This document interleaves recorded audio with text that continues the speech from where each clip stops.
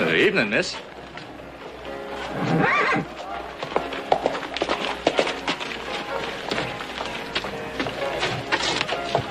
I said evening. Leave me alone. Well, now you're not being cordial.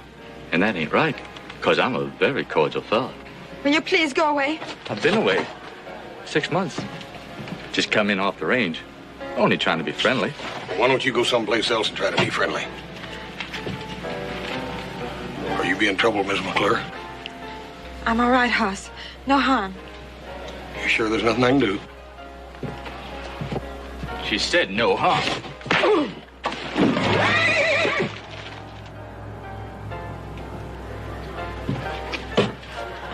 Ma'am, would you like me to escort you home? No, I'll be all right now. Thank you. Evening. Evening.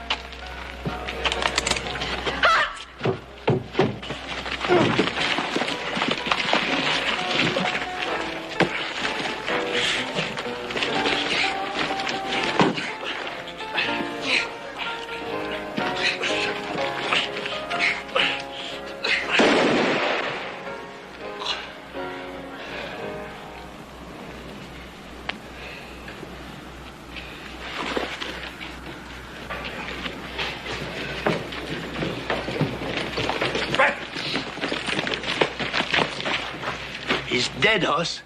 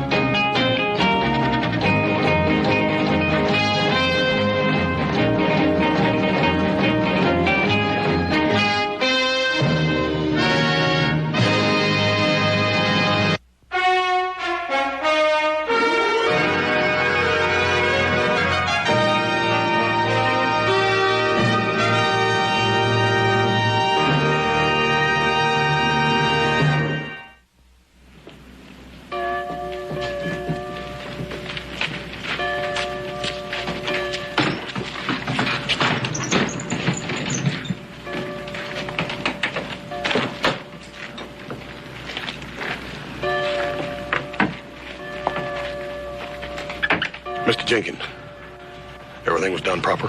Just like he was one of yours, Hoss. Thank you, sir.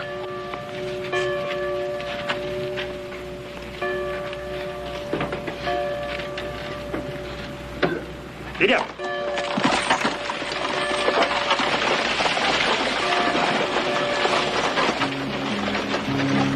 Boiling cabbage down, down, turn them whole cakes round, round. The only song that I can sing is boiling cabbage down. Wish I had needle and thread as fine as I could sew that gal to my coat sleeves, down the road I'd go. Whoa! Whoa, stop! Your pardon. I just came into town. I heard about this. I sure appreciate your kindness, but I'd like to bury my brother myself.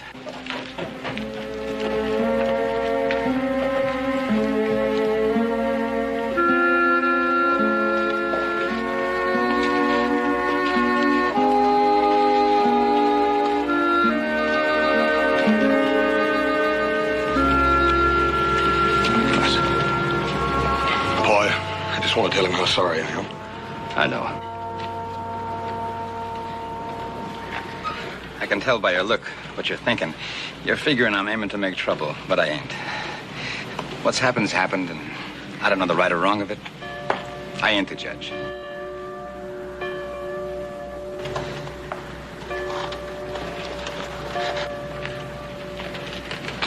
We're hoping to have a real orderly funeral, friend. Oh, I'm for order, indeed I am. But this is my brother. And if it's all the same to you good people, I'd like to bury him myself.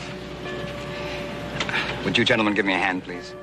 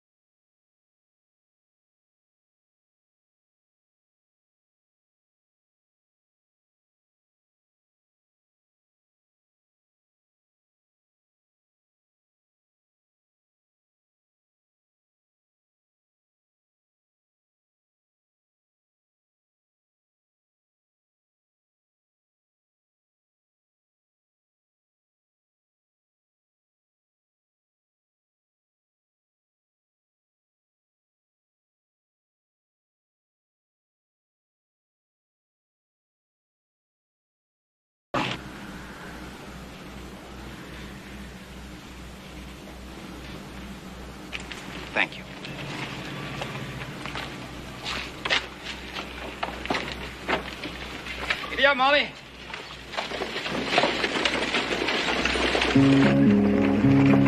Boiling cabbage down, down, turn them whole cakes round, round. The only song that I can sing is boiling cabbage down. Wish I had needle and thread as fine as I could sew that gals my coat sleeves down the road I'd go. Boiling cabbage down, down, turn them whole cakes round, round. The only song that I can sing is boiling cabbage down.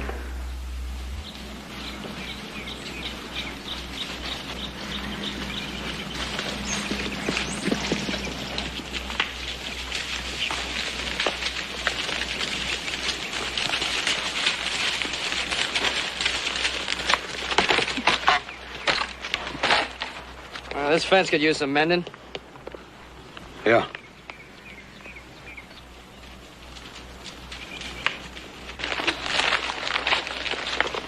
You haven't heard a thing I've said all day? I'm sorry, Joe. Yeah, we'll get on that fence. You're eating yourself up with guilt, Hoss. It's no good. Joe, I reckon I ain't no good at killing folks. You didn't mean to kill him. Everybody knows that. Just can't get him off my mind. It's like he's following me around or something. Hoss, it's happened. It's over with, and you're going to have to forget it. You're right. I'm going to forget it. Let's get that fence fixed. Okay. We need a wagon load of rails. The trouble I seen.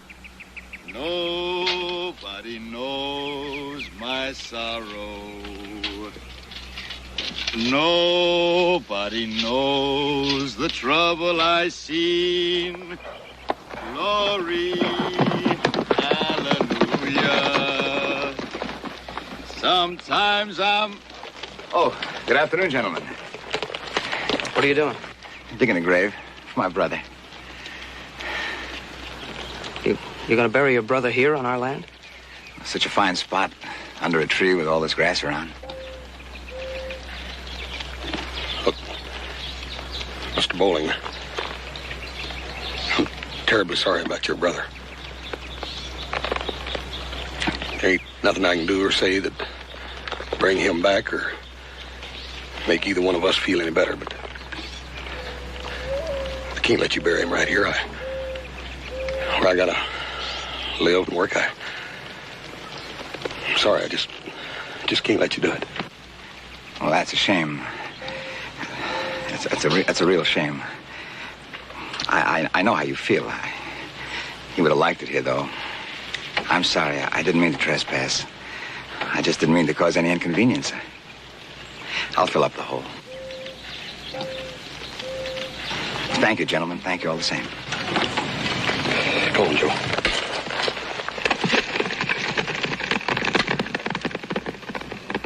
Nobody knows the trouble I seen.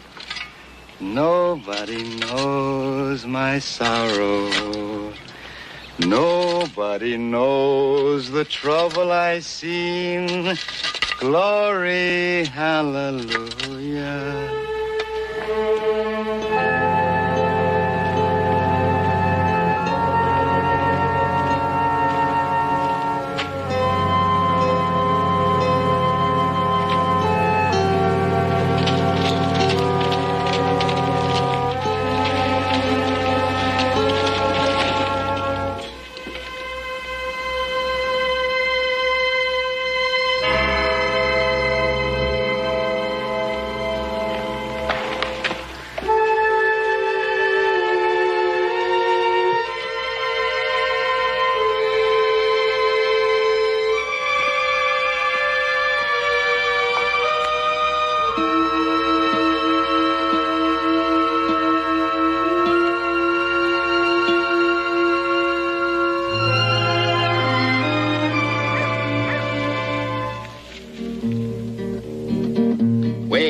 Clinch Mountain, I ain't got no home. I'm drunk as the devil, oh, leave me alone. Rye whiskey, I know you of old. You robbed my poor pockets of silver and gold. Rye whiskey, I cry. If I don't get rye whiskey, I surely will die. If the ocean was whiskey and I was a duck, I'd swim to the bottom and never come up. Rye whiskey, rye whiskey, rye whiskey, I cry. If I don't get rye whiskey, I surely will die. You sure know a lot of songs. I learned them in a lot of places. How long you aiming on staying here, mister? As long as I can sell some of my wares. Reckon my wife could use some of your pots and pans? Stop by our place. Bring your wares. Well, that's kindly of you, Mr. Gilbert. Very kindly. Hey, how about another song? I'll be pleased if you like. When he was a cowboy, he learned to throw the line. He learned to pocket money and also dress so fine. He went out on the prairie to learn to kill and steal. When he killed a cowboy, how happy he did feel. For working he's not able, and begging he's too low. But killing is so dreadful, to the gallows he must go. Stop it! What's the matter, boy? That song. It's just a song from the prairie. Don't carry no particular point. I killed your brother and you hate me for it. Why don't you just come on out and say it? Hate you? No, you're wrong, boy. I don't hate nobody. I don't want to hurt you, boy. I want to forgive you. A man kills somebody, he needs to be forgiven. What's done's done. I'm just a peaceful traveling man, trying to earn an honest dollar. I'll buy all your merchandise. You clear out of town tonight. That's kindly of you, son. I couldn't do that. You'd just be buying my goods because you felt you owed me something. I got the money.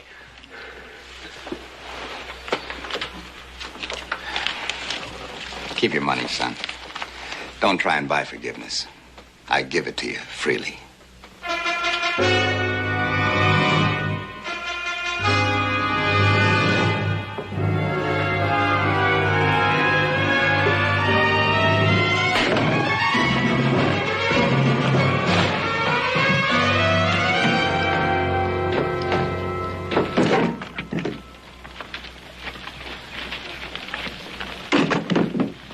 Got home kind of late last night, didn't you, son?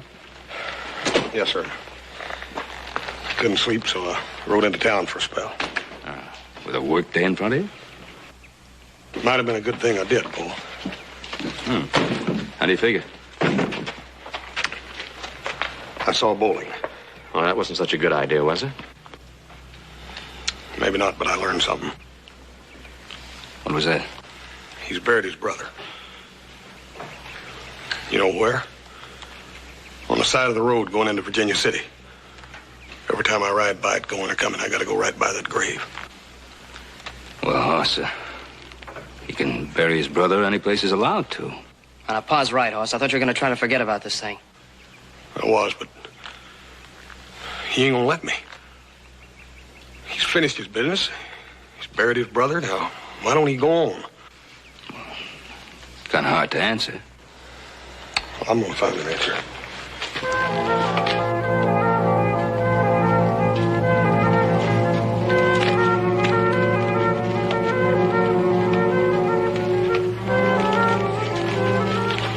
Son, sometimes things happen. Accidents, innocent accidents. Nothing you can do about them. Best thing to do is leave them be. Paul, I gotta find out. I gotta.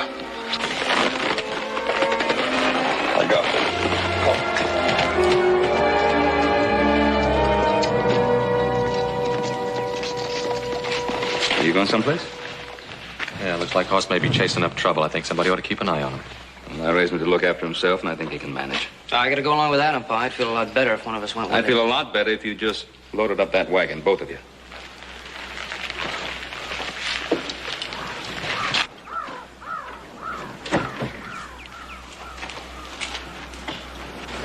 Where are you going? Oh, I just remembered. I've got to go into town. Got to get some supplies. Funny. What's that? He just picked up supplies yesterday. Oh, yeah. Yeah, well, he wouldn't be going after Hoss. After all, he raised Hoss to take care of himself. Oh, yeah. Well, let's load the wagon.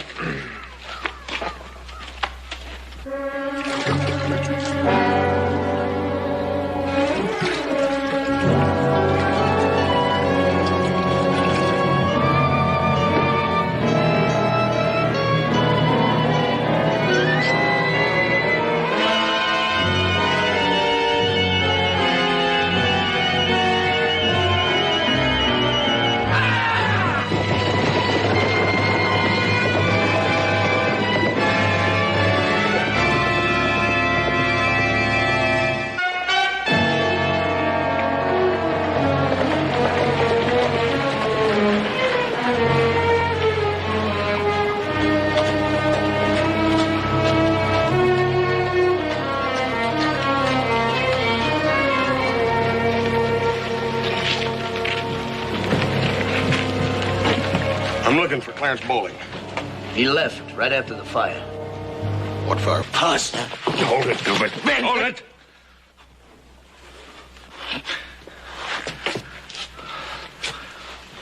Here, wipe your face.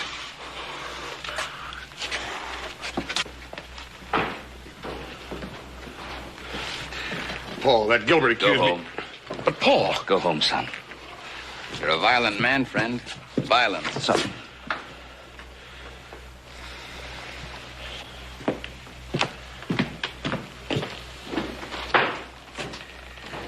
Mr. Bowling, I'm Ben Cartwright.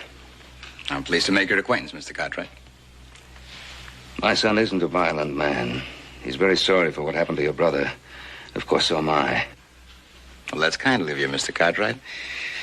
But it's over now.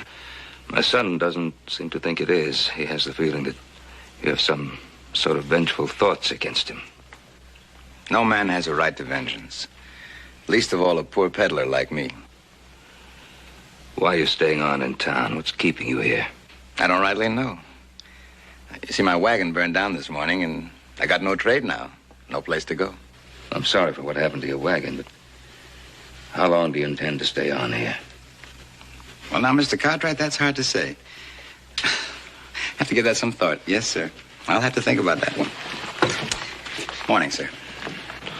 Boil them cabbage down, down, turn them whole cakes round, round. The only song that I can sing is boil them cabbage down. Wish I had needle and thread as fine as I could sew that gal my coat sleeves down.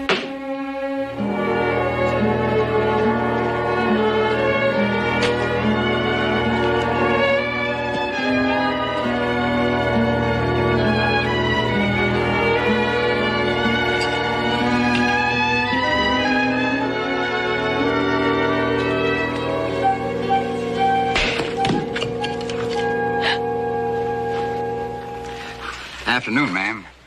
Would I be right in assuming that you're Mrs. McClure? Yes? I hope you won't think me forward, ma'am. I'd like to introduce myself. Name's Clarence Bowling. You're the peddler. That's my trade, yes, ma'am. I'm also a bit of a hand at chopping.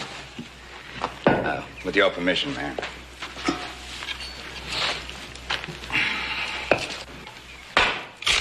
I understand you saw my brother get shot.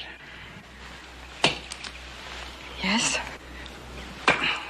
How'd it come about? Do you happen to remember? I'd rather not talk about it, Mr. Bowling. Oh, and here I pop up and remind you of all the unpleasantness again. Well, I hope you forgive me, ma'am. Sometimes I guess I'm a little short of manners. That's all right, Mr. Bowling. Boil them cabbage down, down, turn them hoe cakes round, round. The only song that I can sing is boil them cabbage down. Boil them cabbage down, down, turn them hoe cakes round, round. The only song that I can sing is boil them cabbage down.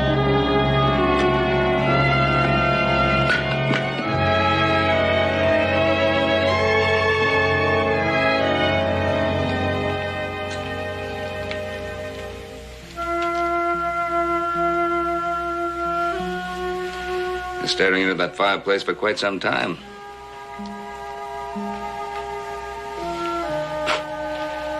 Why don't you go to bed like Adam and little Joe? Just doing a little thinking, Paul. Well, so was I. I was thinking I'd be pleased if you didn't go near bowling anymore. Paul, what am I supposed to do? Dig a hole and crawl in it till he decides to leave town? Peddlers have as much right in town as we have, Hoss. Every place I turn, I see his face. That fire and the window.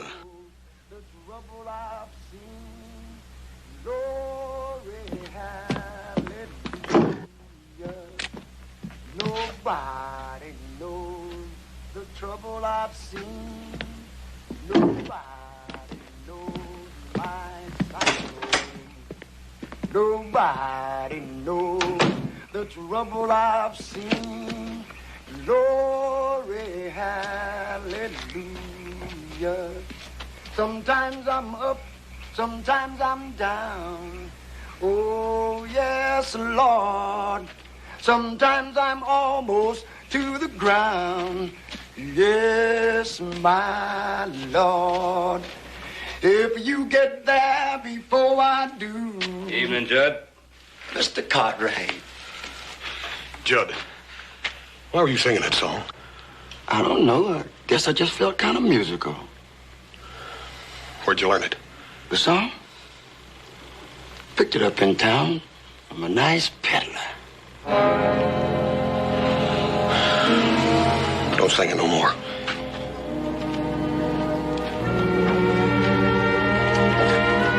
I'm sorry, Mr. Cartwright. It's all right, Judd.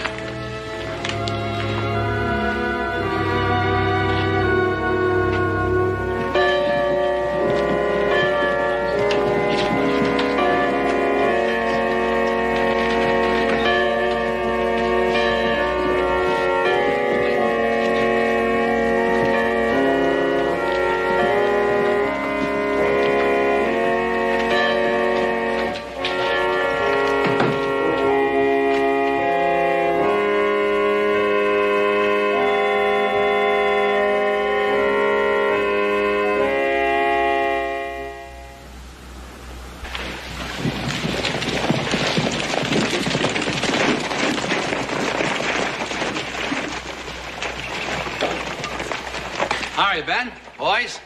Now, Fred, what brings you out this way? Oh, a little business. I think deputies had business on Sunday. Well, something's come up. Sheriff wanted you to know about it, Ben. Oh, what's happened, Fred? Well, I'm afraid there's going to be an inquest. An inquest? Well, it's nothing to get upset about, Hoss. Just a legal technicality. Why, all of a sudden, Fred? What happened? Well, I don't... A fair one. Because we're going to see to that. But right now, there are a couple of other things we're going to see to. What are we going to do? Well, you're going to stay right here, just like the deputy said. Boys and I are riding into town. For what? Want to talk to the sheriff about a couple of things? Come on, boys.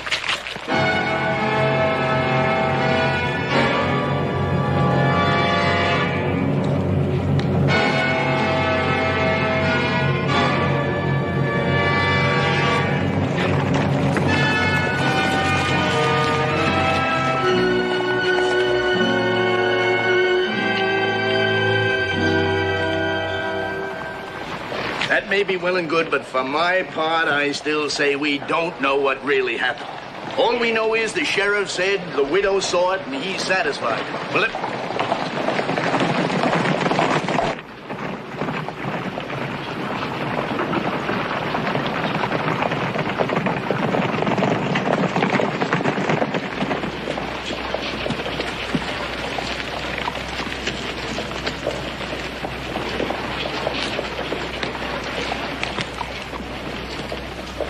Doesn't look much like Sunday, does it? No, it don't at that.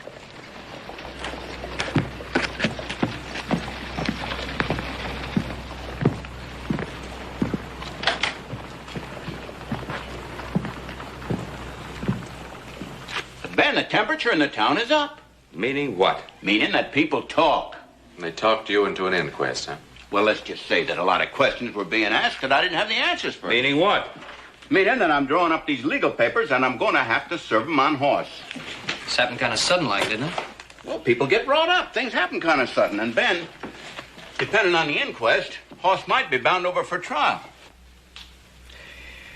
Roy, if there is a trial because of the inquest, I'm not going to try to prevent it. You know that. I do. Only one thing troubles me. You say people are talking. Feelings running a little high. A man goes to trial under those conditions, justice can sometimes be a little short. Now, wait a minute, Ben. Whenever there's a trial in my territory, I guarantee justice. All right, Roy. You finish up with those papers, I'll take him out to Horse. No, I'm going with you. I'm going to bring Horse right back here for his own safety. Well, you're doing what you have to do. It's understood.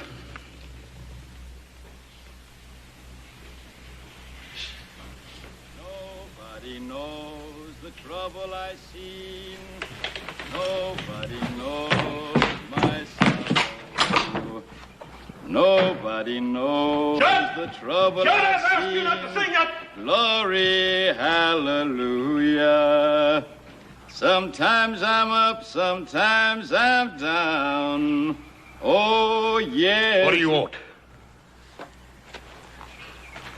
I don't want nothing directly, boy. Nice afternoon. What are you doing out here? The fact of the matter is, I come to bring you news, boy. You get out of here. Well, you might hear me out, son. There's talking in town. Real talk. Talk is growing. I figure maybe people are fixing to come out and get you. Well, your daddy's gone into town. He's seen it firsthand. You can't tell about people, boy. They got feelings. They act quick like. Folks can come out here and string you up just like that. And that would be a shame on a nice Sunday afternoon like this. I told you to get. Now, you better get. Wait a minute, boy. I'm just trying to help you.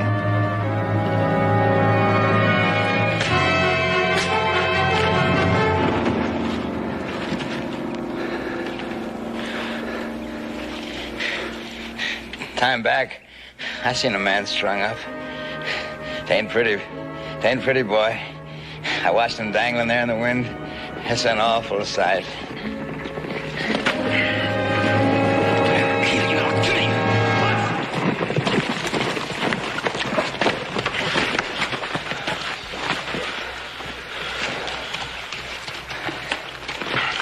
Son, what are you up to? I'll kill him. I'll kill him! Take it easy, Hoss. How'd this happen? I come here to make the peace with him, and he set on me. That's a lie! That's a lie, Paul! I come here with forgiveness in my heart, but that boy, he must be wild in his mind. Are you carrying any weapons? Sheriff, I carry only love and kindness for my neighbor. Do me the favor to search my person. I'll do that. He's not carrying any weapons. Hoss, your pa and I agreed that the best thing for you to do would be to come back into town with me now. Yeah, Hoss.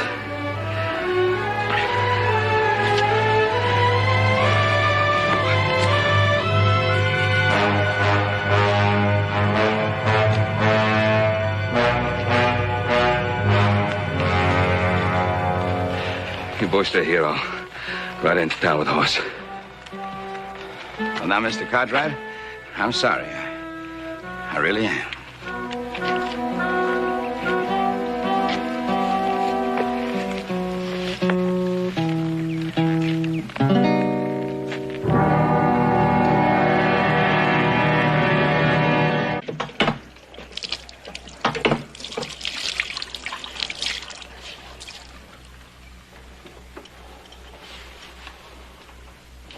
This should feel better. Thank you, ma'am. You're so thoughtful. I'm very appreciative. You really should see a doctor. Well, he couldn't tend me proper. The pain's not on the face, ma'am. It's in the heart. I can't understand why Hoss would do such a thing. He's big, quick. Not one for thinking things through, I suppose. It was simply brutal of him. No, I wouldn't be too hard on him, Mrs. McClure. A man with a temper is his own worst enemy. Probably set on me before he realized. Kind of like he set on my brother, maybe. Mr. Bowling. I don't think he tried to kill your brother. Oh, no, of course he didn't. Of course, I don't know the circumstances. And it isn't something I'd ask you, ma'am. Knowing how you feel about it, not wanting to talk about it. Mr. Bowling, maybe I should talk about it. Maybe you should know. Now, I wasn't making inquiries. I really wasn't. I was alone on the street at night. Your brother was after my attentions. He was drunk. Hoss stopped him and told him to leave me alone. And the shooting? Your brother drew a gun. Hoss grappled with him. The gun went off. He couldn't help himself. Did you actually see the trigger pulled? Wasn't it dark, ma'am? It was dark, but I saw the struggle plainly. And after it happened, you told it just that way to the sheriff? Yes. Well, wouldn't you think that would satisfy all parties? I suppose there's no explaining folks. They're talking in town, asking questions. Reckon you're going to have to tell your story at the inquest. If they ask me, I will.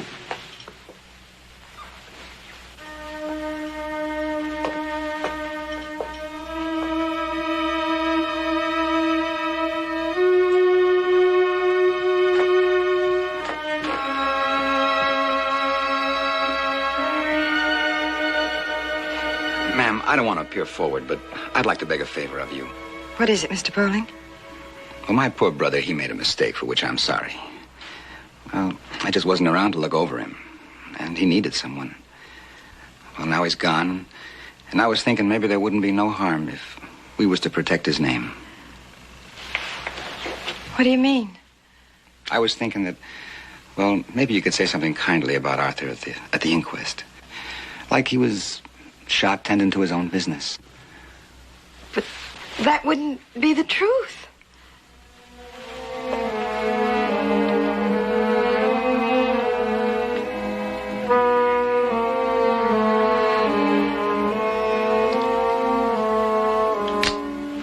What's the truth, ma'am? The truth can be colored. You say that Hoss Cartwright and my brother struggled over a gun. The gun went off. Someone pulled the trigger, perhaps intentionally. How can you be sure it was an accident?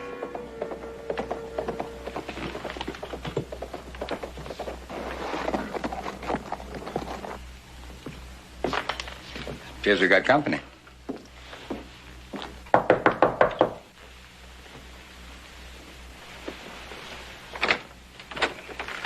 Oh, evening, Miss McClure.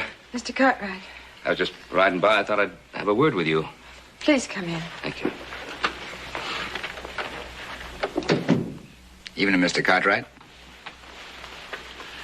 You'll get around, Mr. Bowling. I guess I just happen to be in the places you come to. Miss McClure, I was kind of hoping we could talk privately. Well, whatever you have to say, you can speak freely.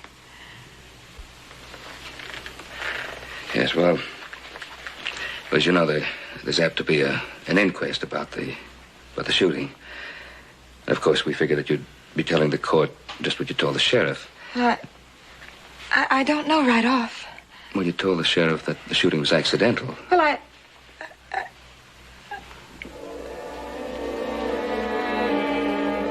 What's the matter, Mrs. McClure?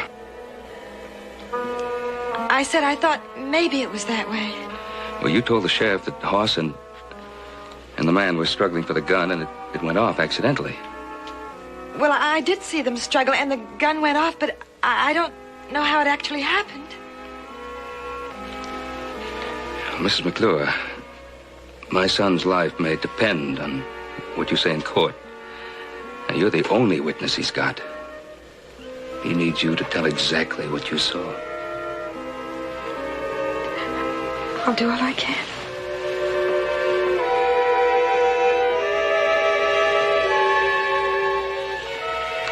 I'm sure you will. Thank you for seeing me.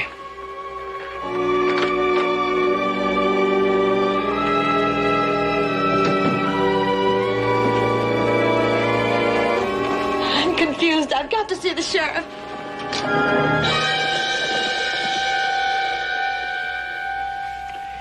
Roy, I know there's something strange going on at Miss McClure's. But, Ben, Mrs. McClure is a good, honest woman. Will you listen to me, Roy? Yeah. Now, why is Bowling out there this time of night? Now, why is Mrs. McClure suddenly so unsure of her testimony? I don't know about that, but I do know that there's no law against a peddler talking to her. Well, I know there's no law against anybody talking to her, but well, couldn't you warn Mrs. McClure against being unduly influenced by him? All right, I'll do that. First thing in the morning. Oh, why not tonight, right now? Because I'm all alone here.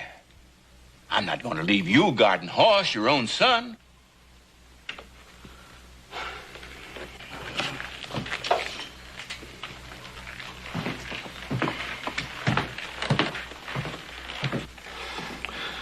I heard you talking out there, Paul. I told you. Oh, Hoss, all I said was that Widow McClure was a little confused. Oh, There's nothing definite, Hoss. If the widow changes her testimony, I'm a dead man. Oh, son. I should never have let Roy take me. I should have run. You know better than that. I never taught you to run. Look, Hoss, I'm not going to wait till tomorrow. I'm going to get Mrs. McClure back here tonight.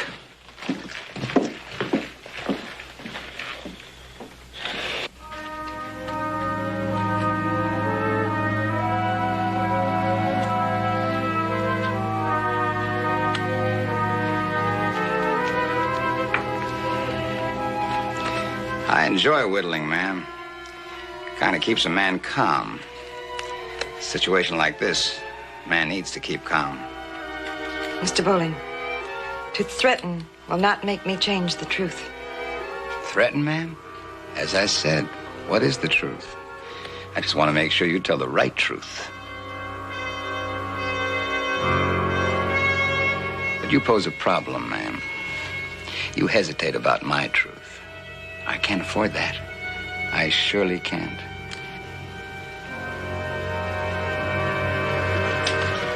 Going somewhere, ma'am? I'm cold. I thought I'd start a fire.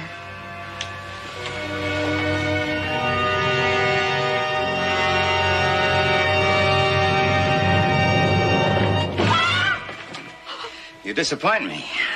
You surely do. You weren't going to use this, were you? Let me go, please. Things are getting mighty awkward between us, aren't they? I can't let you go. You're not sure of the truth. Maybe there's an answer. Maybe I got the answer right here.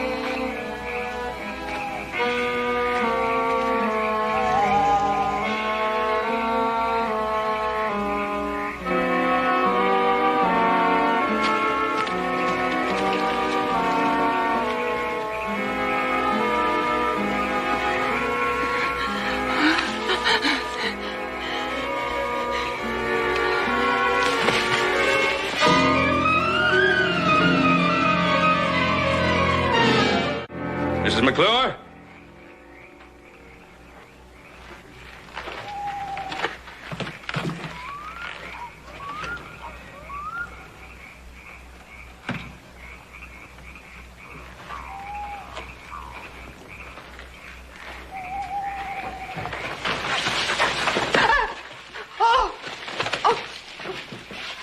What is it, Mrs. McClure? What is it? Bowling, when I wouldn't change my testimony, he tried to kill me. Now, we better get to the sheriff.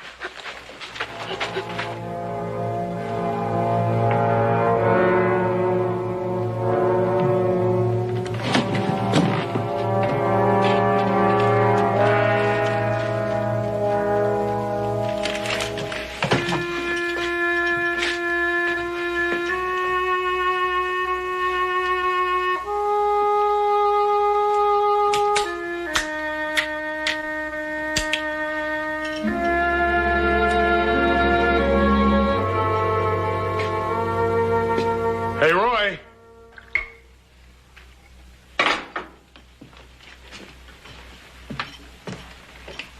What do you want, Hoss? I want out of here, Roy. Well, I don't blame you. Hoss. Roy ain't got much choice, and I ain't got a whole lot to lose. Now, listen, Hoss, you're making a big mistake. Roy, get the keys, let me out of here.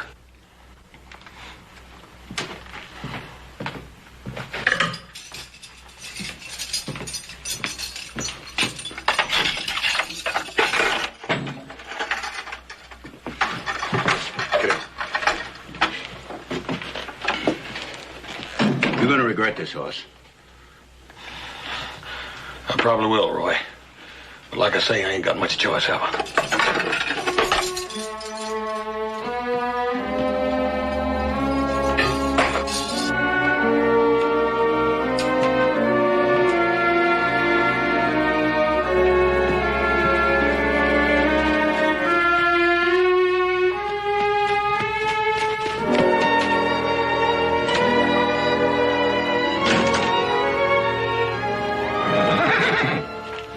Easy, boy. If I can find that saddle, we're going to get out of here.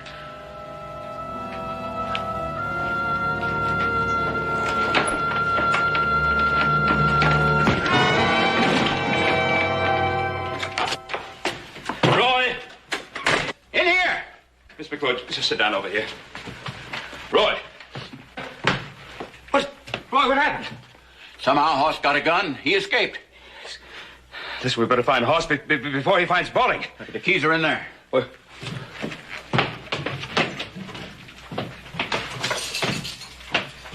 which key is it? That brass one, the big one. Look, thanks. Oh, let's go. Nobody knows the trouble I've seen. Nobody knows my sorrow. Welcome to your friend. I've been waiting. I just wanted you to know what it would be like to be killed. I don't want you to die that easy. When they find us, friend, it's going to be self-defense. You fired at me, and I killed you in self-defense. See how easy, boy? Just like it was for you with my brother.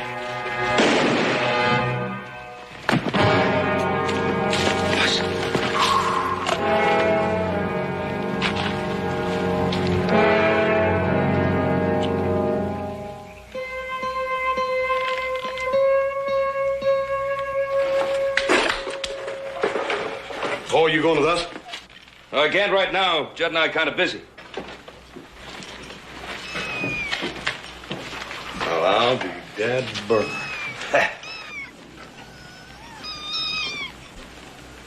Hey, Joe, Adam, come in here and see what Judd's got.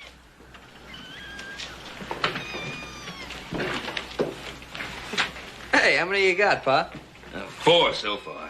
It's a stray you found the other night, huh? Yes, sir. Didn't know what I was getting mixed up into when I gave her that drink of milk. Now I'll have to change her name. Why? I've been calling her Sam.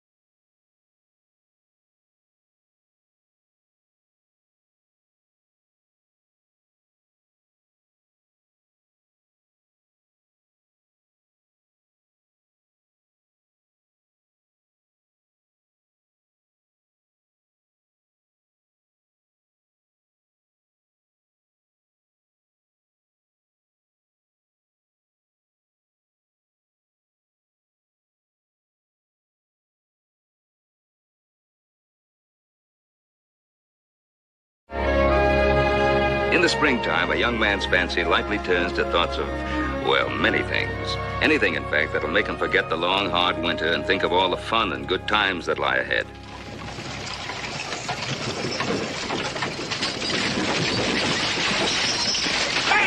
Get up there, Gray! Gray, go! Get up, That burned mule. Lazy as a fat sow in the summertime.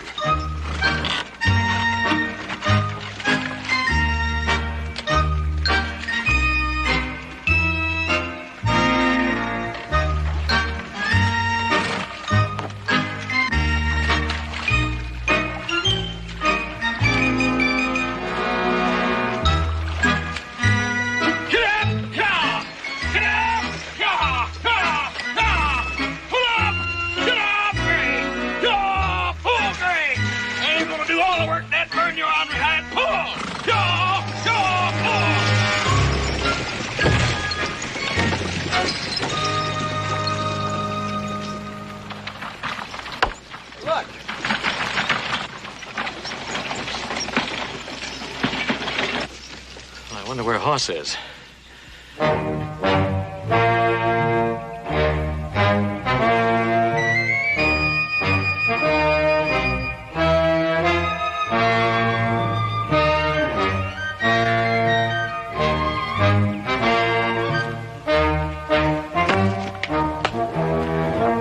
Well, it was awfully nice of you to show up. Would you go to sleep on your cozy little seat and fall off on the ground? Yeah, them mules remind me so much of you two, I just didn't want to keep their company no longer. Very funny, but what happened to the rest of the poles? Oh, dad burn it, they fell off of that wagon when the mules bolted forward. I was down there trying to roll it through the mud, and dad burned mules, mud, and snow. Yeah, well, we're tired of hungry steers and green wood. I'm sick and tired of you two moaning and groaning, so let's finish stacking these poles.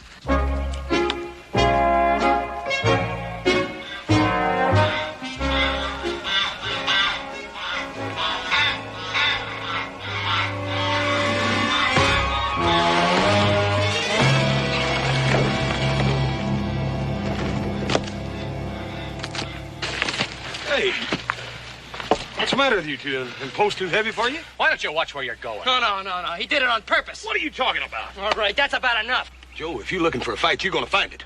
Look, now, we ain't got time. There's too much work to do. Now start picking those things up and watch it this time. Adam, you stay out of this. Besides, where you get off telling me what to do anyhow?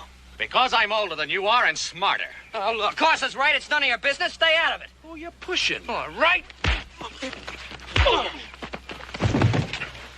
Okay, you Oh, torque is fun, huh? I'll fix you.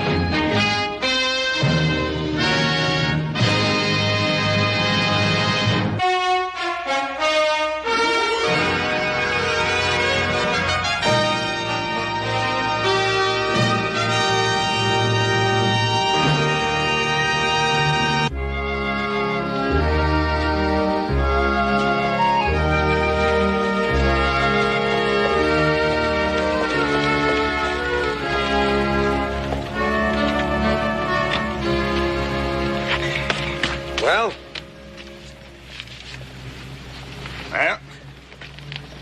just because you've got mountains around here made of silver doesn't mean I am.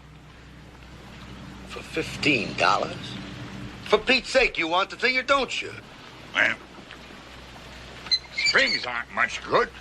Let's not mention the harness. Look at the rim on that wheel. It's almost worn through. I'll replace it for $3. $3? All right. I told you forget about this. I'll give you a good price on a brand new one. Pshaw, $100 to take a man from one place to another? A fool and his money are soon parted. Tell you what I will do, though. I'll give you $30 for the whole rate, and that includes that nag. Including the horse. Pitiful creature. You ought to shoot him out of pure kindness. All right, sir, all right. Take it. And may the theft lie easy on your conscience.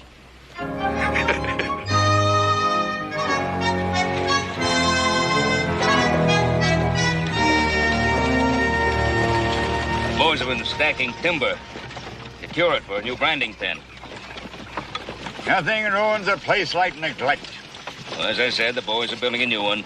It's been a hard winter. The snow's been especially heavy this year. It's a good thing to get a head start on the spring. You know, the early bird catches the worm. I know. I wonder where those boys are. Anxious to meet your boys, Benjamin. Yeah. Haven't seen them since they were children. They must be big men now. Yeah, they are. Great oaks from Little Acorn. They're so- 3 fine boys, Jed. Hard workers and good head on their shoulders. They're close to each other as brothers should be. She pulled, Gray! Pulled off! She pulled!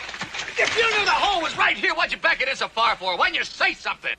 Because you didn't ask me, older brother. Now, why don't you stop arguing and start pushing? That's the smartest thing's been said today. Yeah! Pull! Get up! Yeah! Pull! She pulled! She pulled! She pulled!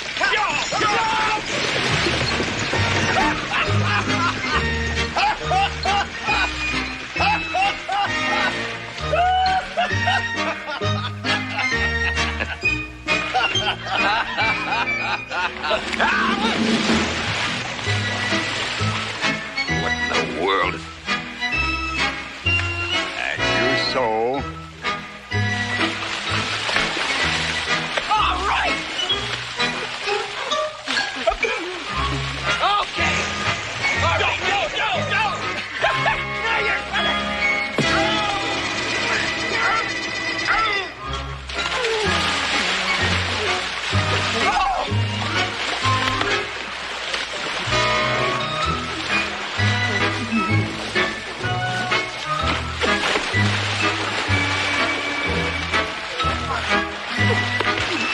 Stop it! Did you hear what I said? Stop that nonsense. Go! Adam! Horse!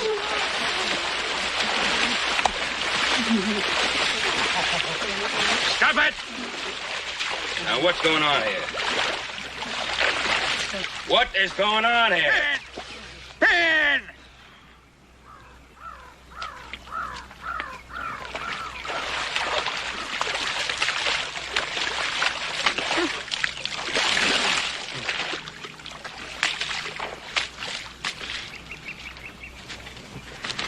What's the matter? What's the matter? My foot is smashed. That's what's the matter.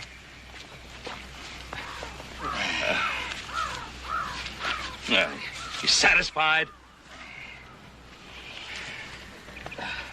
Here, let me help you up.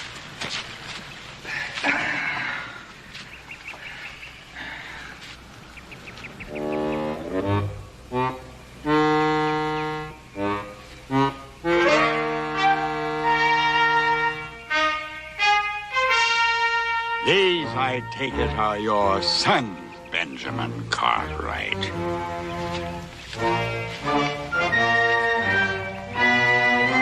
My sons.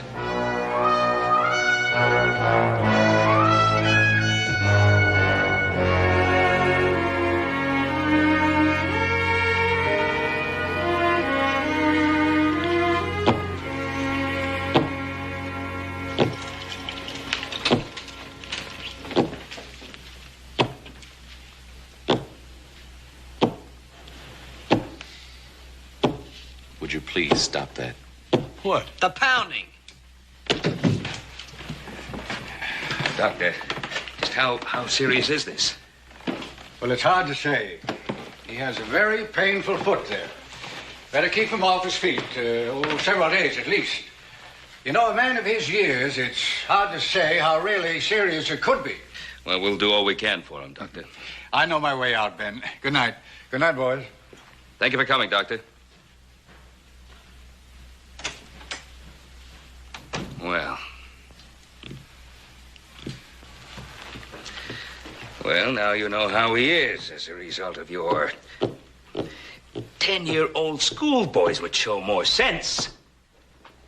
Do you realize that? Will you stop that pounding? Do you realize that man started with nothing on his back but his clothes? He accomplished everything strictly on his own. I wanted to show him what we've done with the Ponderosa. I wanted him to meet my sons. Well, he has. I don't know what's gotten into the three of you lately. Dad, burn it, Paul. We've been working for 2 weeks in mud belly deep to a tall cow. It's rained dang near every day. Yeah, when it didn't snow. Look, we haven't been in Virginia City for almost a month. Personally, I'm sick of the Ponderosa right now. Oh, you are you? Well, you listen to me, young man. I still run this ranch. I'm still your father. And as long as you continue to live on the Ponderosa, you'll do exactly as I say. And that includes volunteering to perform any errands or business deals Mr. Milbank has been forced to delay while he recuperates. And we're going up and tell him so right now.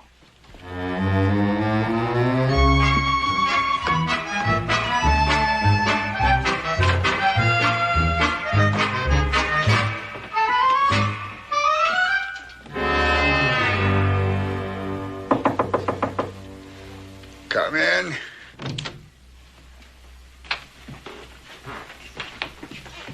I hope I didn't waken you. No. I was having a little trouble dropping off.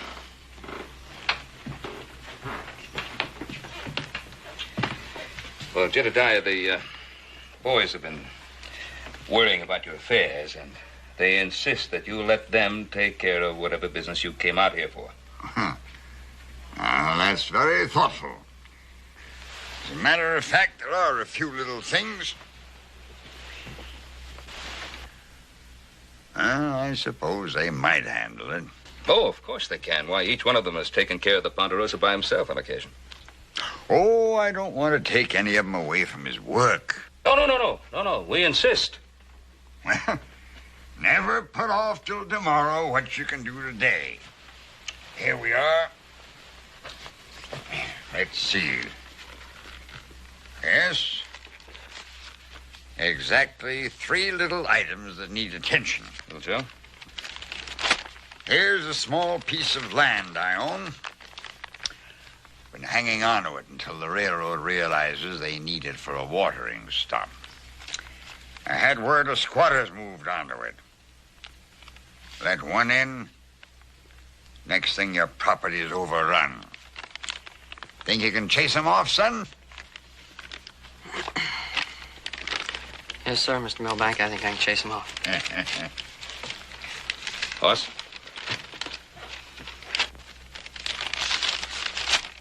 There's a small ranch on this map. It's located exactly at the spot I need for a fattening station for my cattle. I've made out a bill of sale in advance. All you have to do is fill in the correct amount. I'll pay a lot more than the land's worth. Buy it. Yes, sir. I'll get it, Mr. Milbank. Now, this is a little different. I sold a nice little ranch here. Couple paid me half. The rest supposed to be paid a certain amount each year.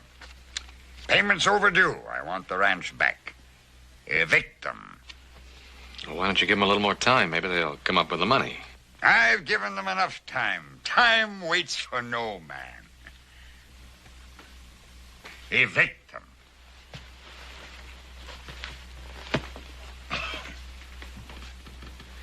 Well, Jedediah, you can relax now. Everything is being taken care of. Yes, Ben. Friends in need are friends indeed.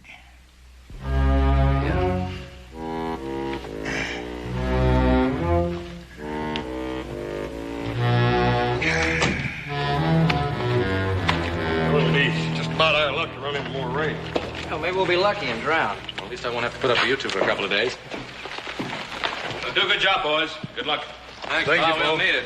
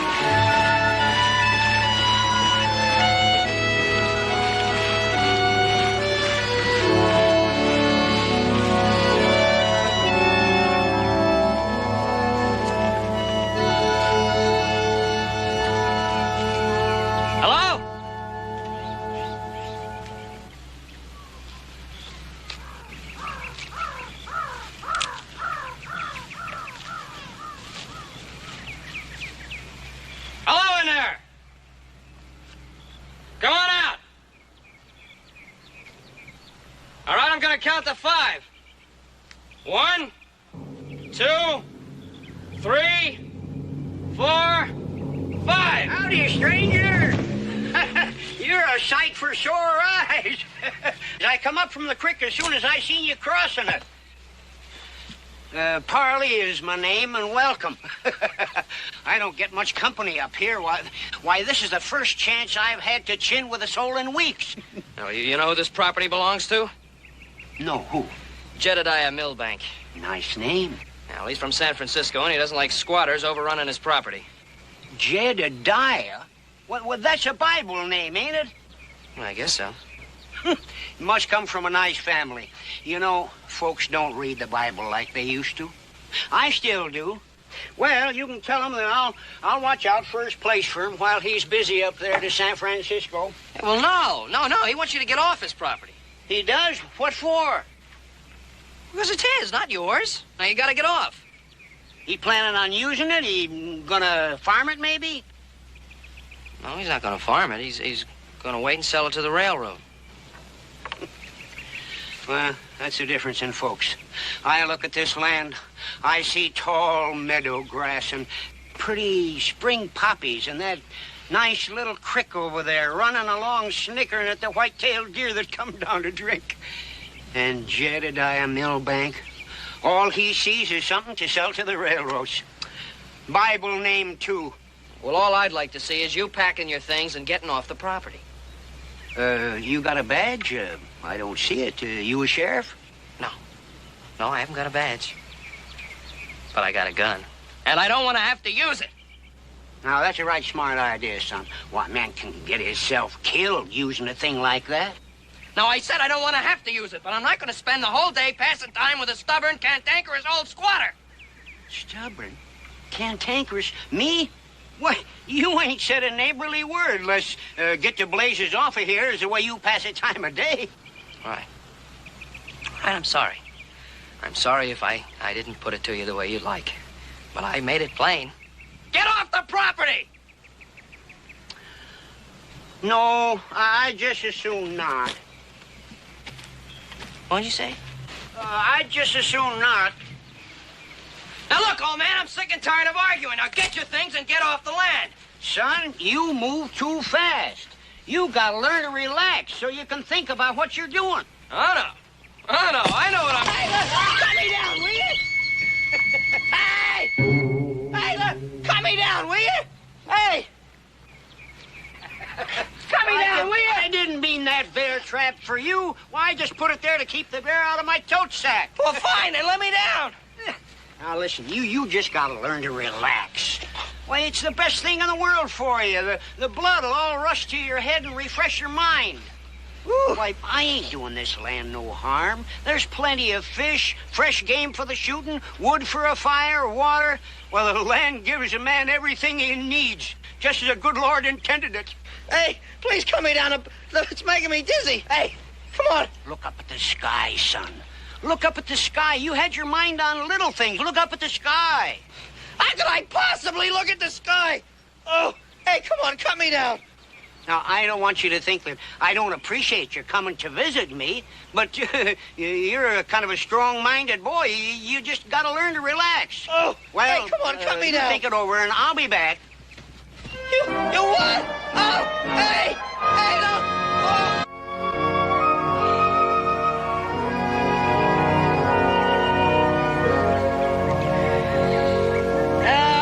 See how anybody can trade this beautiful blue sky and warm sun for a mess of greenbacks and silver. Okay, old man. You got me sold on the sun, the sky, and the wind. But I've been sitting here for over an hour, and I haven't even got a nibble yet. I've been telling you, boy, you got a nervous hand on that pole, and the fish know it. Look, you just have to learn how to relax. But how can I relax with you catching all the fish? Well, I'll tell you, son. You know what day it is? No. It's the first day of spring, that's what it is. Well, so what about it? What about it? What means that you can forget about the rain and the snow of winter and start enjoying living again. You know, I never thought about it that way, old man. You know, maybe that's because I've never been hung upside down before, so I can think straight. Oh, boy, you got one. You got one. Hey! Hey! Hey, did you ever see a fish like that your whole life? No, boy. I ain't never seen a fish like that ever before. Fresh, tender trout, fried nice and crisp with hot biscuits. Let's go. Well, wait a minute. Wait, what for? Yeah, now you gotta learn to relax, old man. Look, if you're as hungry as I am, we ought to stay a while and catch another one. Unless, of course, you're in a hurry. No, boy. I ain't no hurry. Here, put him on a string.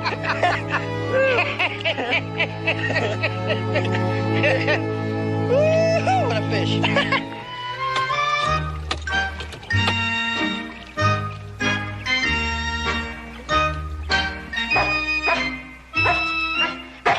Hello, pup. Hello there. Want some water? Wait a minute. Come here. Here. Yeah, drink that then. Things will get better. We'll paint the house. I'll make some furniture, and the baby will be company for you soon. We tried it. We came out here to the middle of nowhere to be farmers instead of city people. Close to the land, you said, was close to God, but it just didn't work. Look, this isn't a home. This is a shack. The other things came first. We knew that. You agreed. Oh, yes, but I know enough to admit a mistake. This has been a terrible year, Paul. We never see anyone. We never have any time for anything but plowing and building and clearing the land. Annie, this'll be a good place someday. Everything we've done will be worth it. It's beautiful here. It'll be a good way to live. It never will.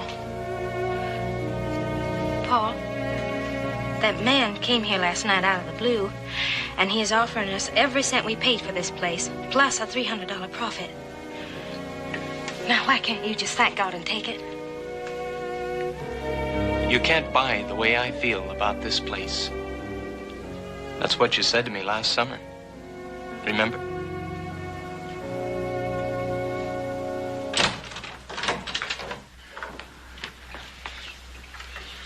Here you are, ma'am. Sit down, Mr. Cartwright. It's ready. It sure does smell good. Bread, fresh baked. You bet. Ain't nothing smells like fresh baked bread.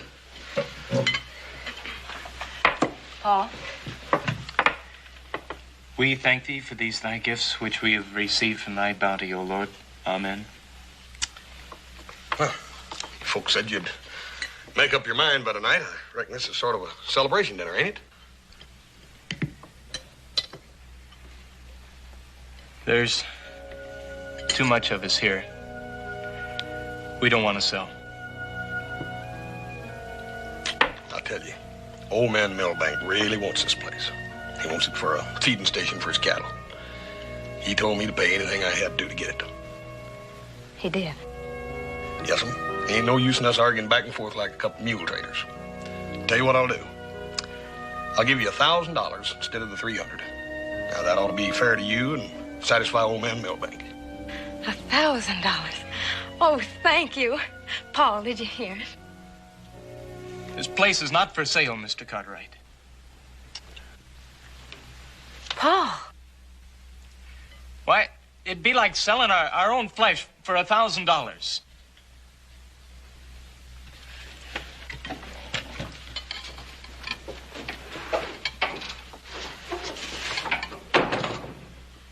Paul, I didn't mean to start.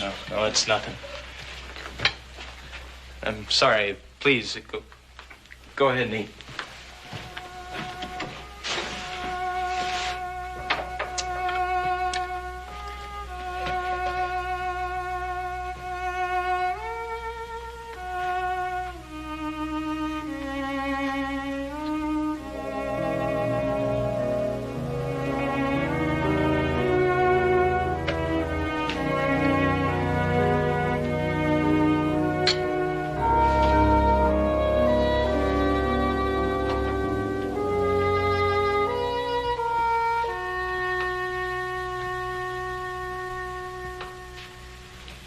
She'll, be all right.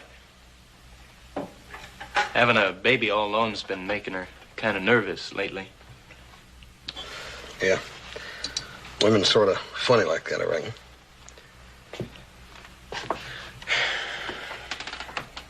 Filled your lamp. Thanks.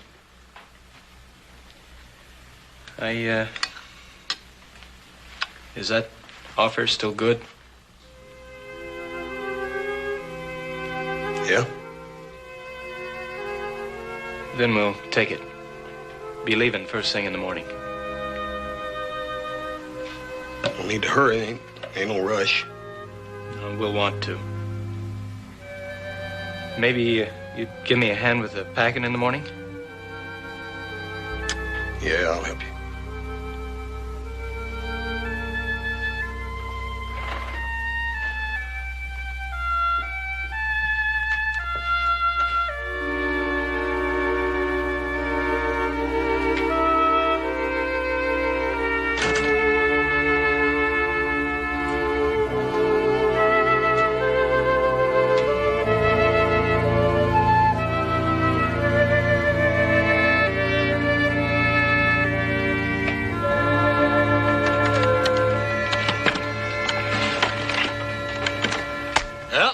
There she is, Paul. Everything in the house wasn't nailed down. I certainly thank you, Mr. Cartwright. Glad to help you. You better get a line over that stuff, otherwise the first good rut you hit, it'll all come tumbling up the front seat with you. Thanks again. I think I'll take a look around. I don't want to forget anything.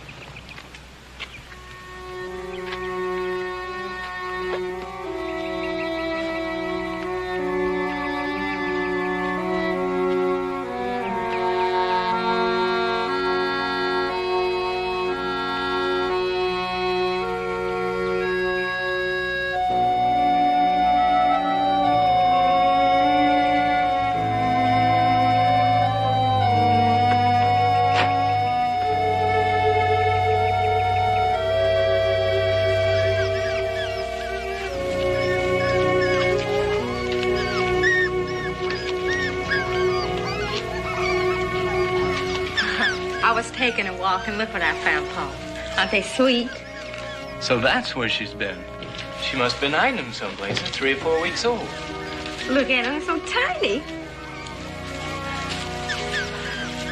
Oh, I'm not scared anymore, Paul. That sounds silly, but I just feel different. It's the morning. You always feel good in the morning. Oh, I found something else in the back of the barn. Look. Violets. Violets are for a man to give to a woman, not vice versa. Oh, Paul. Oh, I don't want to go anymore. I just want to have a dozen children and stay right here on our own farm for the rest of our lives. What are we going to do? I don't know. I signed the bill of sale this morning. Oh, you've got to make him give it back, Paul. I really want it more than anything in the whole world. Well, I ain't gonna give it to you.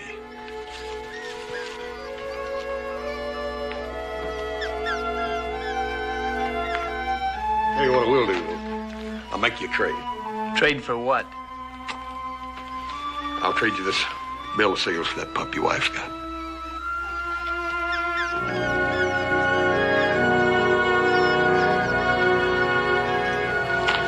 Never was a very sharp trader, nohow.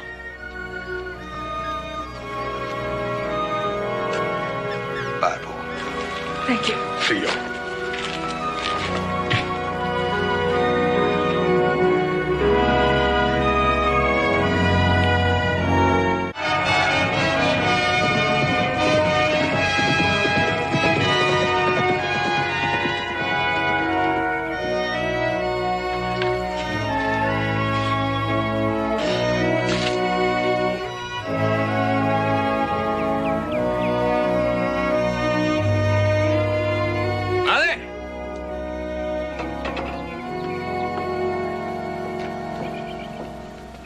Company coming. Company? I wonder who. Now, isn't that just like a woman? Wanting to know something before she can possibly know. Better set another plate. Man coming in this time of day will be hungry. Ted. There's not enough for another person. Well, we'll just stretch what we got then. It's already stretched. Now, a man coming in this late's got a right to expect something to eat. Now, we'll not let him go hungry in our house, huh?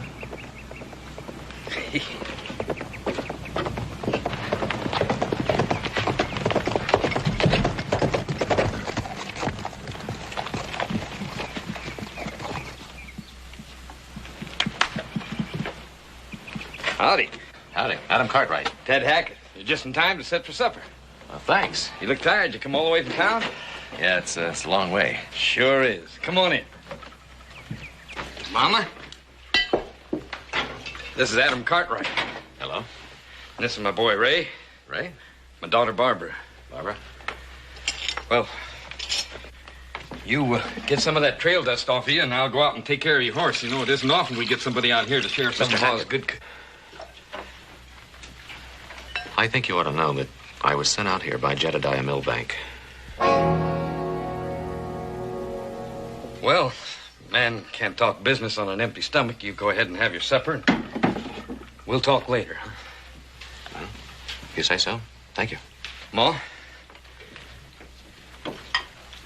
You can go ahead and serve supper now. I don't want you to worry none about me not eating. I've had a kind of an upset stomach lately. Touch of colic, I reckon. I can't keep nothing down. Now, you kids mind your manners. I'll go put your horse away.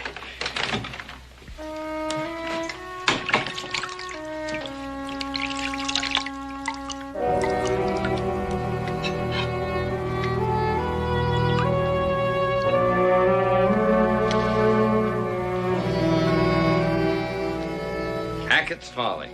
That's what I called him. I figured a prize bull would give me a prime herd, pay for himself in the long run. That's what we've done on the Ponderosa. Improve the stock. He was a fine animal. Then with the late snows, bear came down out of the hills. Got a hold of old Folly in his pen one night and broke his neck. Yeah, we lost a lot of cattle to mountain lions. Worst winter we ever had. I heard the ruckus. Went out and got the bear, but... Well, he's the most expensive beef we've eaten around here in a long time. Cost good money. Every cent we made on the crops for the past 2 years. And that did it, huh? That's just the beginning. We still figured we were ahead of the 10 calves old Folly sired for us. Then with the bad winter, I had to buy feed for them. Then all but 2 of them drowned when the spring thaw flooded the creek. Well, look, maybe if I told Mr. Milbank what happened... No. One of the things we liked about this place when we bought it was that it had a good windmill and a pump. We could always irrigate 10 acres if a dry spell come along. Pump broke, and it takes $200 to get a new one. Why don't you fix the old one? Even if we could fix it, we need a new cylinder, and we can't even afford that. We were ambitious. Probably tried to do too much without setting anything away for a rainy day. We hate losing the place. We're not going to cry about it. No, sir. My name's Theodore. Theodore stands for the gifts of God. The good Lord's given me plenty of his gifts in my day, and I'm sure not going to start complaining when he takes a few of them away from me. Well, I guess I better look to the stock before I turn in. I'm sorry the only thing I got to offer you is the loft to sleep in.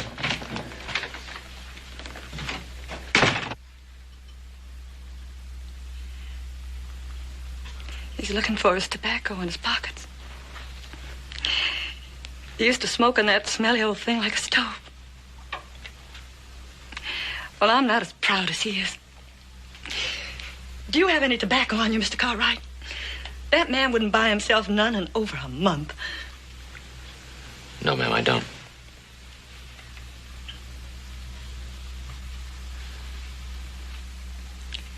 A man shouldn't have to do that. Not my man.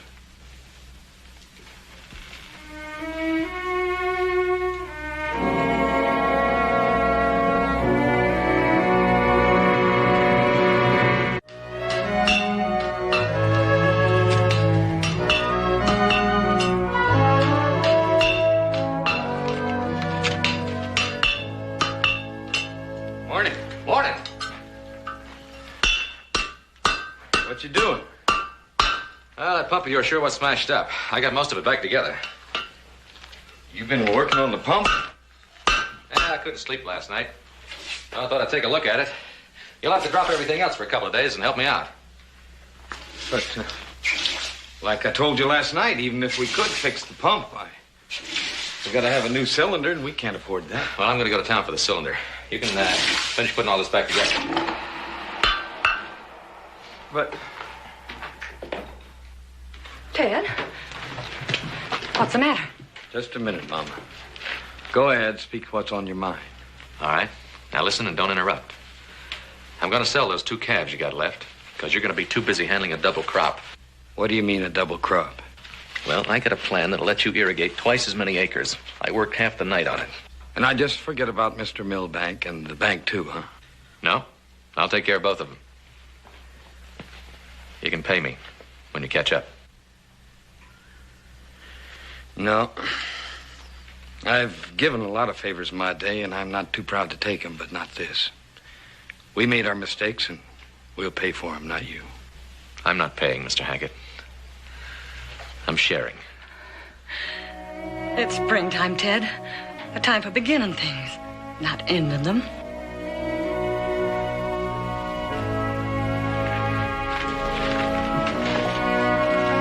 I'm surprised if we run across a little tobacco, too.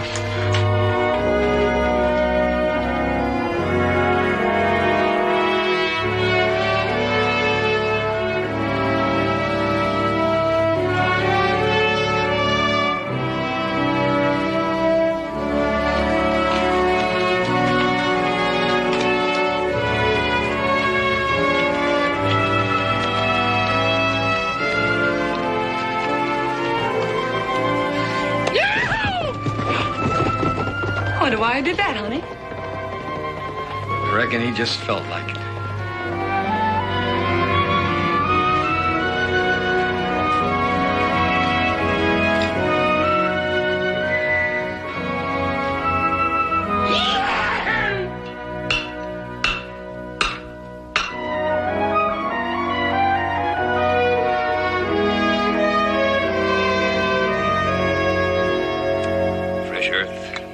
Grass, pure, invigorating air. Smell. Smell. Smell.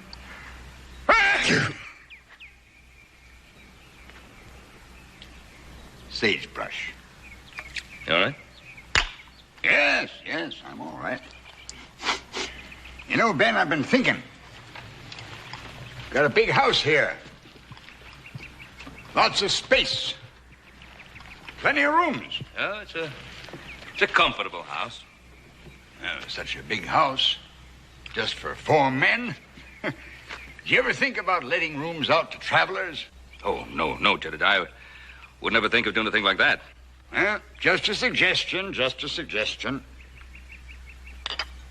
You know, idle hands are the devil's workshop. Well, I know you're anxious to get back to work. I'll do what I can with this. Oh, no need for anything like that. Now, Ben, you know I'm not the sort of man to sit around twiddling my thumbs. I know a ranch like this needs lots of attention, especially with your boys away. Oh, they'll be back in a day or so. I'm glad you came here, Jedediah. Set them a good example. Well, come on. Let's make hay while the sun shines. Chores won't get done standing around. I'll go get my coat.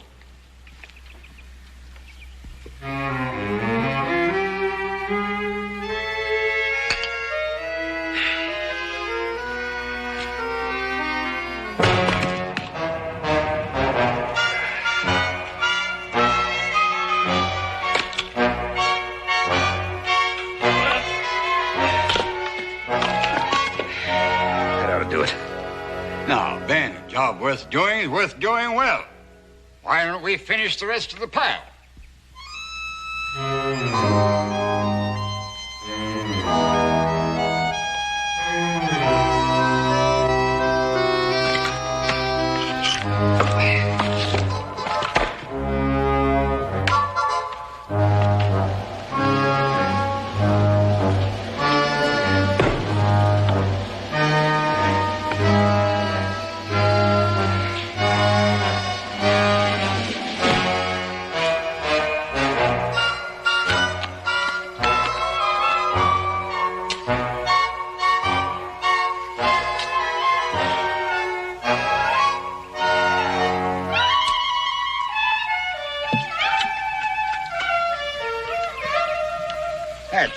talk, Ben.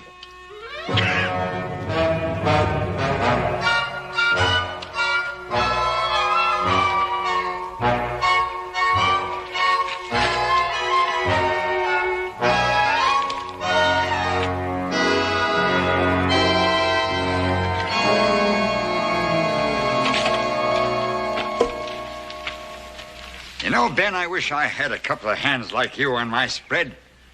2 good days' work like this, we'd have the place in pretty good order. Jedediah. Jedediah. Hi, Mr. Milbank. Ah, real nice job stacking those poles. Yeah, well, we didn't have too much to do while you were gone. Chased that squatter off my land, did you, boy? Pa, I got a trout this big. Oh, yeah? Yeah, melted in your mouth like butter. Yeah.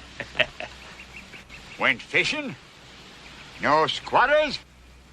Well, yeah, there was one. A man named Parley. A real nice fellow, and he's going to keep an eye on your land for you, Mr. Milbank, so you haven't got a thing to worry about. Joseph, you mean there was someone on the property, and there's still someone on the property? Yeah, but he wasn't doing any harm, Pa. Not doing any harm. Jedediah, hold on a moment. Joseph, perhaps it'd be best if you would explain.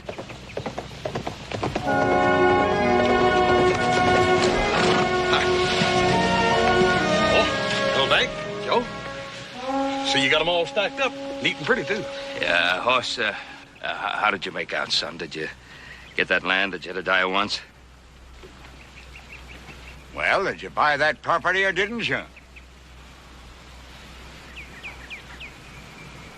Well, Hoss?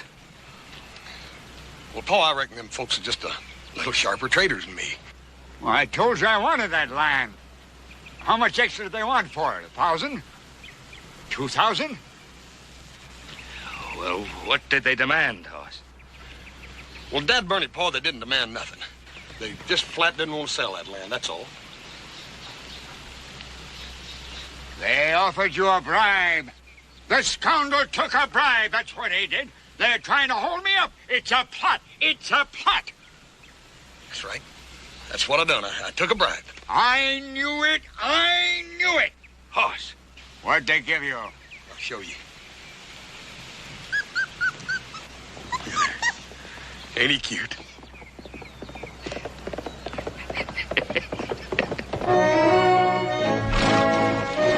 Well, Hoss, Mr. Milbank. Yeah, it's a good even job of stacking you're doing there. Yeah, tell me, Adam, did you, have any trouble at all? No, not at all. Ah. Good. You're the oldest, the only one with a head on his shoulders. Where'd you get the pup, Hoss? Well, Adam, why don't you give Jedediah the deed? I didn't get it, Pa. They paid the installments. With what?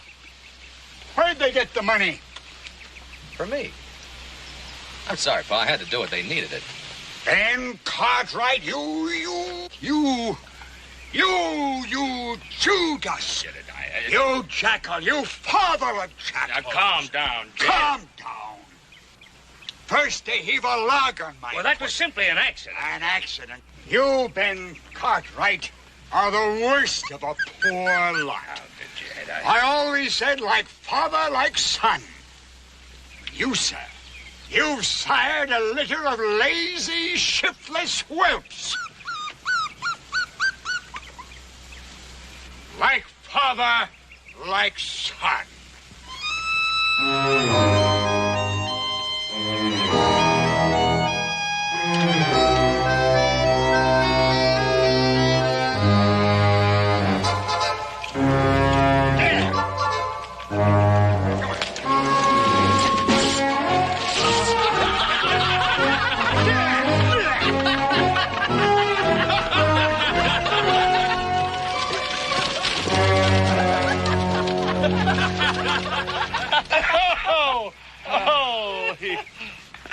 Come on, the three of us lazy, shiftless whelps better get back to work.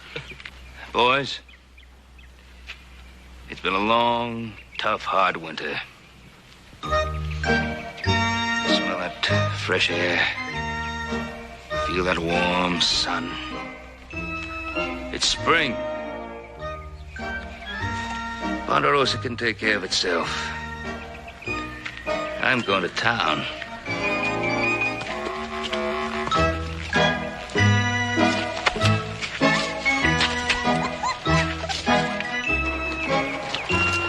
Oh, what are you up to? Like father, like son.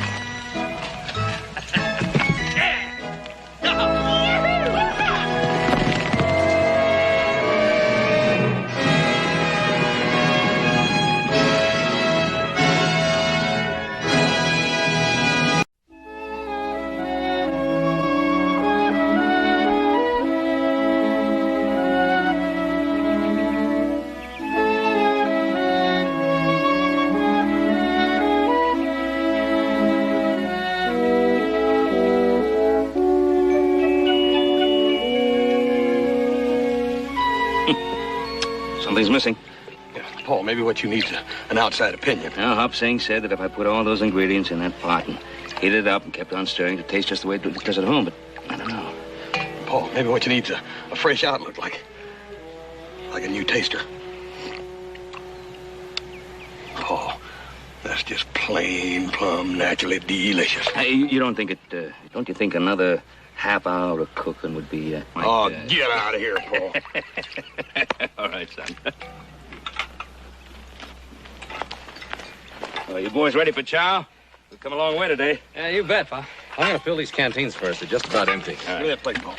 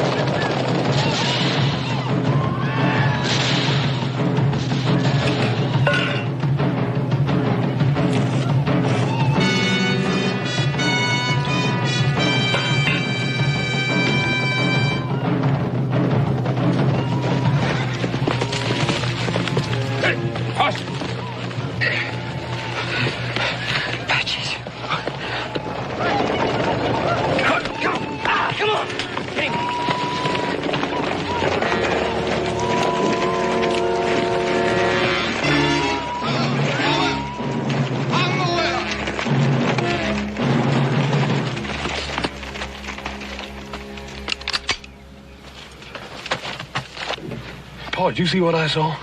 It disappeared so quick, I thought I was seeing things. You weren't seeing things. Water. Joe.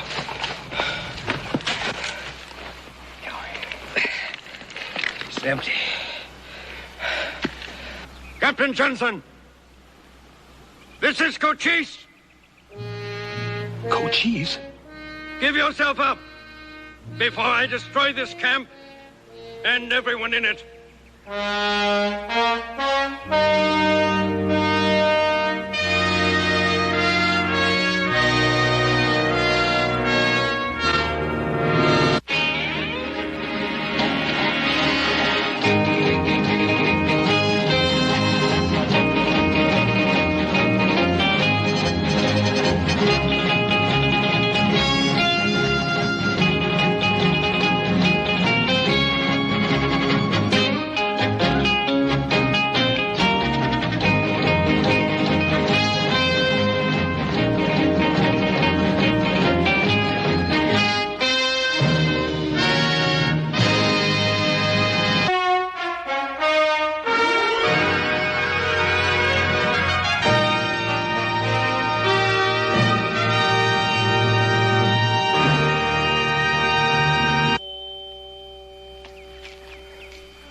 Water. Water, please.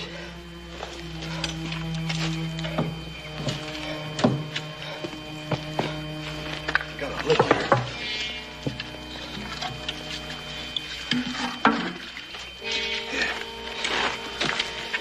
better go easy with that. There's plenty more down at the water hole. Now, that water hole, you might say, is in enemy territory. I'm sorry. I didn't mean to drink it all. One more to swallow in there, nohow. Hey, that's stew. It ain't water, but it's wet.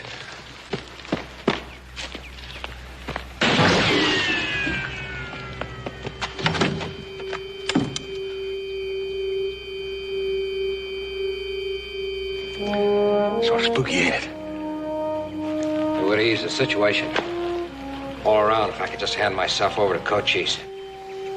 Be silly. Don't even talk like that, Captain. Your fight's our fight. Yeah. He's right, Captain. Guess we're in this thing together now. Thank you. I'm Captain Moss Johnson. I'm Ben Cartwright. These are my three boys, Adam and Hoss and little Joe back there. What happened between you and Cochise? He's kind of a long way from home, isn't he? Yeah. A long way. So am I. I'm stationed at Fort Buchanan. Well, it's on the border of Arizona. What happened? Routine patrol. Jumped by Cochise. And he stayed right on our necks. And he just picked us off one after another. I'm the only one left. A whole company of decent, brave men. And he killed them all. Take it easy, Captain. They chased you a long way, even for Apaches. You don't know what it's like in Arizona now, Mr. Cartwright. Cochise has sworn to destroy every white man in the territory. Well, why'd he chase you all this way? The same reason he chases every man in a uniform. I hunt down Apaches.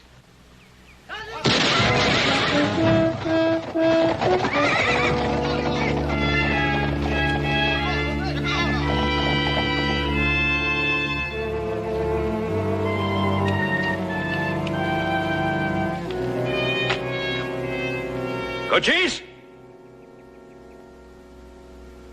Speak. I listen. Cochise, we cannot deliver Captain Johnson to you. There are 5 of us here. We're well armed. Go back to your home, Cochise. There's been killing enough.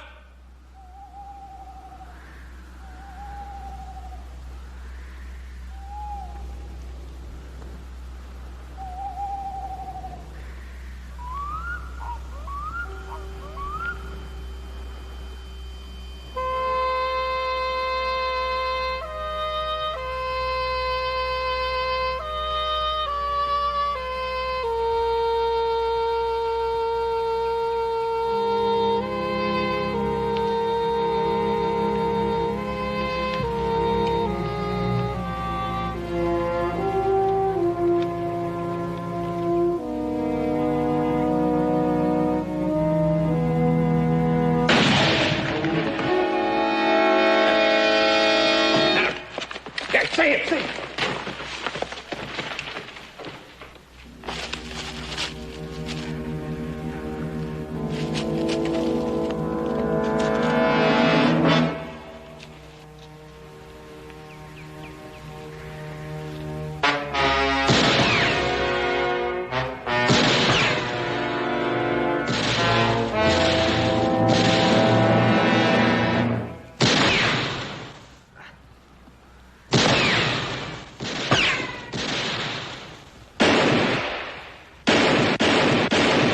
You two stay here. They may try something from this end.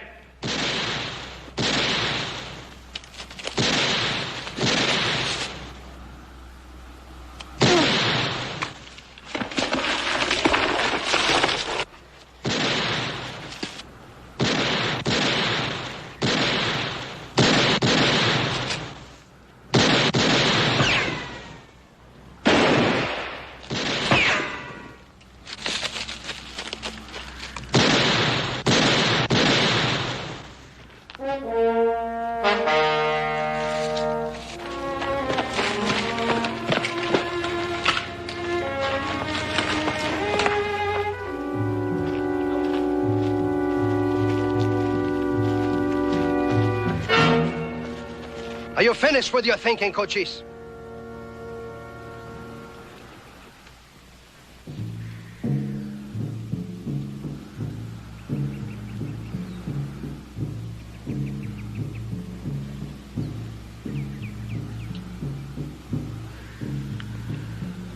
I have finished. We attack. No. What order then, Cochise? Do we go and leave Johnson with his friends? We parley first. Parley? Talk. More talk. The people of the camp have the right to know the truth about the man they defend.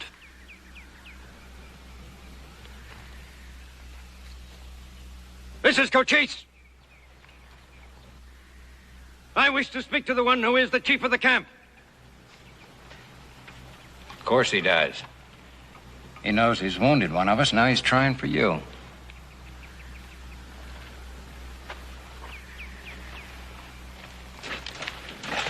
It's a means of getting you out there to kill you. He's probably right, Paul. I've been fighting Cochise for years. I know him.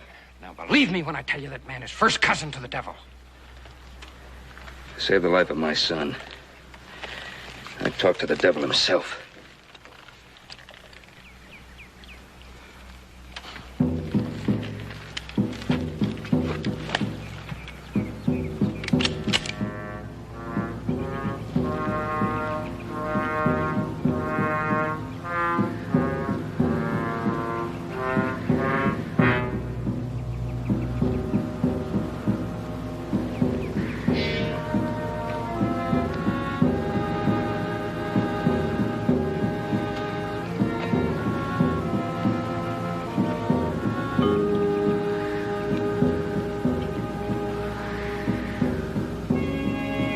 Cochise will never show.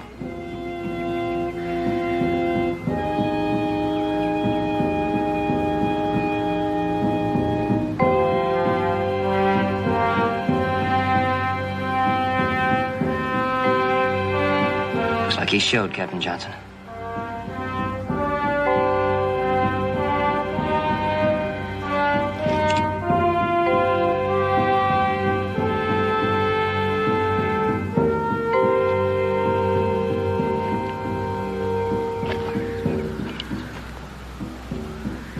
You are chief of the camp?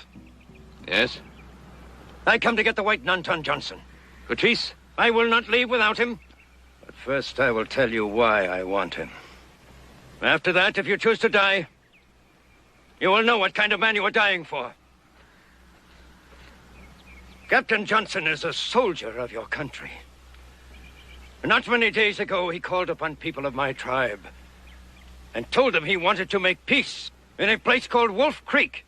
He gathered together Apaches to the number of more than 3 times this. Apache men, Apache women, Apache children.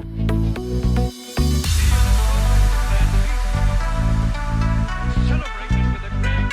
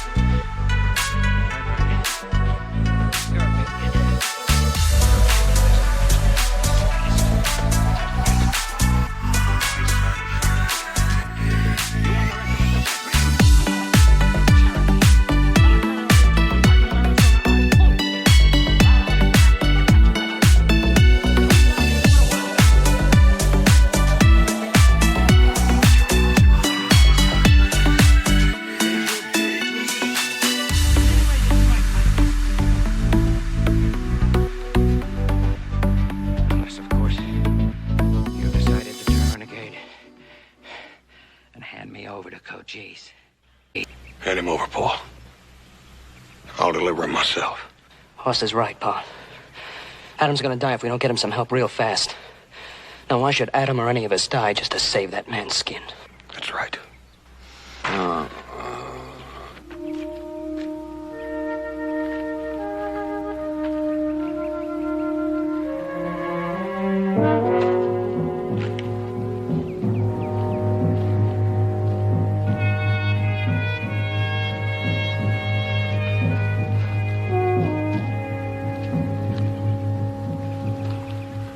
Cochise, he almost succeeded. He almost succeeded in killing the chief of the Chiricahua Apaches. Now, to his other crimes, you can add this. Firing at a man standing underneath a white flag. What do you now, Cochise, eh? Do you think more, Cochise?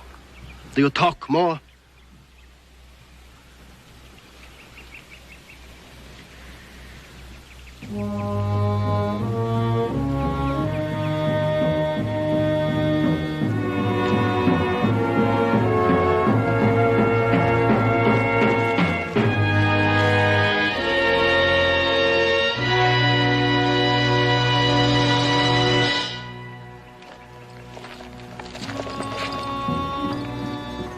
Jokonen. Jokonen. Jokonen.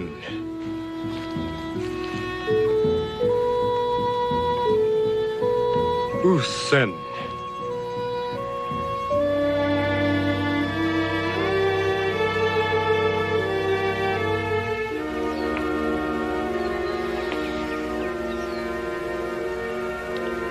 When the night runs from the sun, we attack.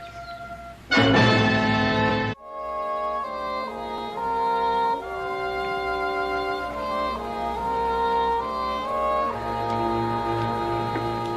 don't get some water pretty soon. Pa, I can make it to that water hole. Or do you want to get shot too? Look, it's the dark now. I think They've got eyes like cats. They can hear a leaf falling half a mile away. Right, then what are we gonna do? Adam needs water.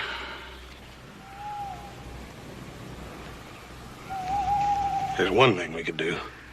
The only thing that would accomplish would be to leave you with one less gun. Well,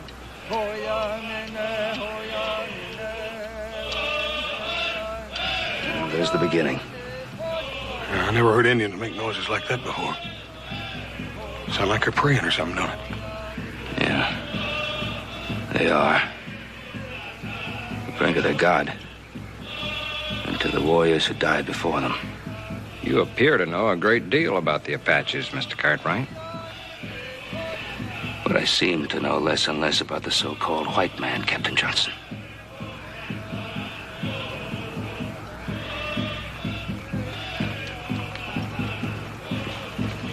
Captain,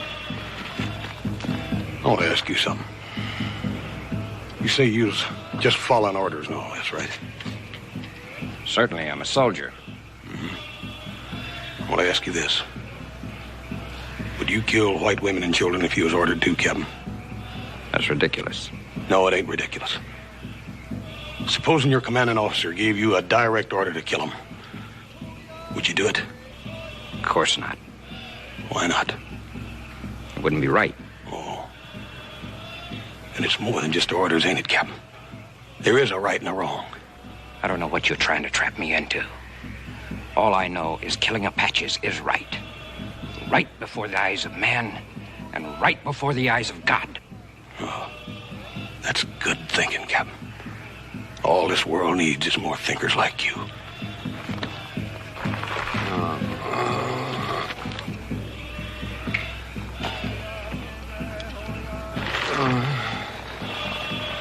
He's getting worse. Pa, you sure you don't want to make a try for the bullet? I told you it's too deep. If you don't try for the bullet, he's gonna die anyway.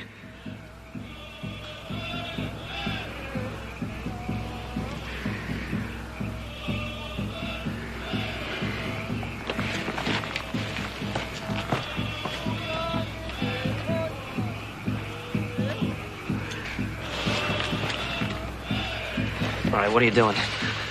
Well, I figure, while they're concentrating on their prey, I'll try to get through to Fort Barry. Paul, We ain't gonna let you try to get through them Apaches. Look, I've got to try to get to Fort Barry to get a doctor for Adam and a superior officer to arrest Johnson.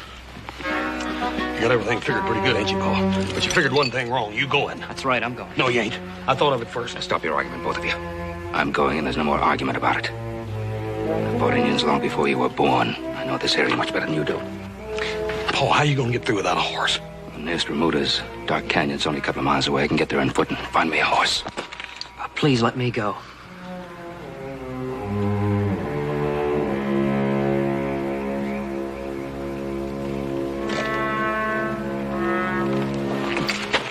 You're not leaving here.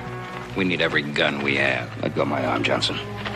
You just want to go out there and talk about me when I can't defend myself. Well, I won't let you. I'll yell out to Cochise. No matter what he says or what he does, you've got to defend him. Because you'll never have another night's sleep if you turn him over to the Apaches. They seem to know a lot of prayers. You might say one for your brother.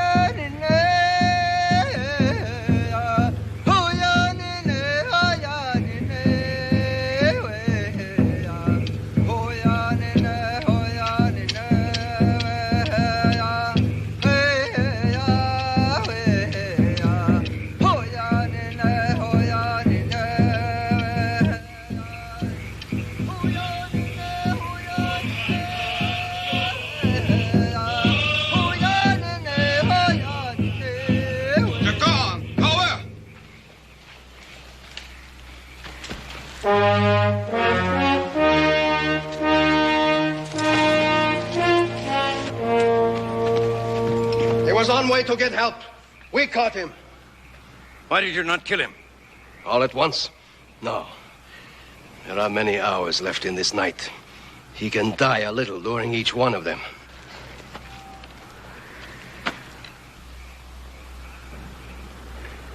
Is there reason why I should not kill you? No. You do not plead for your life? He will, Cochise, before we are through. Where were you going? To Fort Barry. As I have said, to bring back many soldiers. No. Not many soldiers. Just two. A superior officer to arrest Johnson. A doctor to save the life of my son. Arrest Johnson? So that he might be punished by a military tribunal. He lies. You are not the only one who does not lie, Cochise. You think I would give Johnson up? I listened to you. I thought you might listen to me. There's time enough to kill you. I will listen to you now. No. We listen no more. I capture this man, he mine to kill. That is my right. I am your chief. If you want another, name him. That also is your right.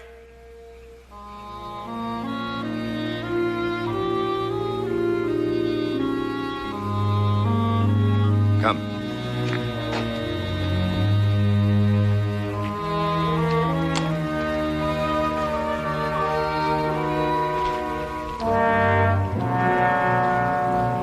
Your son is wounded?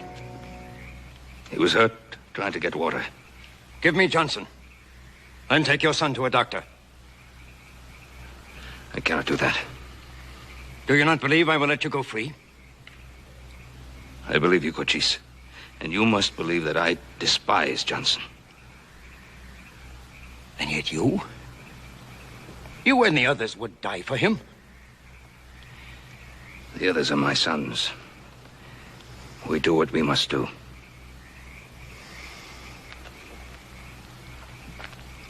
The army would not punish Johnson. They would praise him for killing Apaches. Any good white man in uniform or out would condemn Johnson for what he's done. But if you kill him, you make a hero of him. And the army will slaughter many Indians to avenge him. Is that what you want, to make a martyr of Captain Johnson?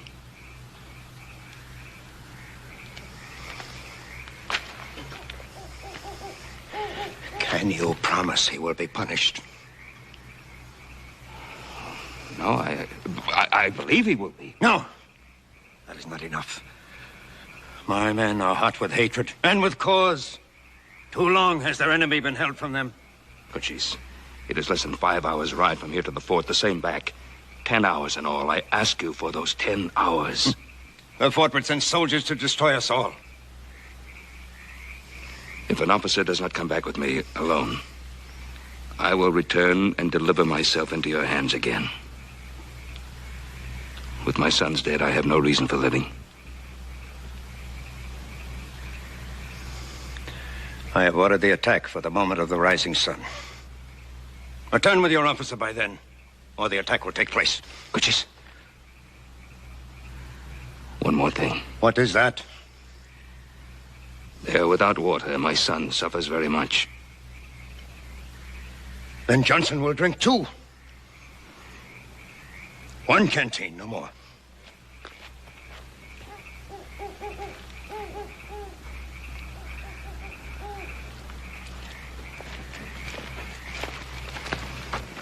Return the white man to me. He will continue on his journey. No. He belongs to me. I have given my word. You have no right. I am the chief. I decide what is to be done. Call out to your son. And go.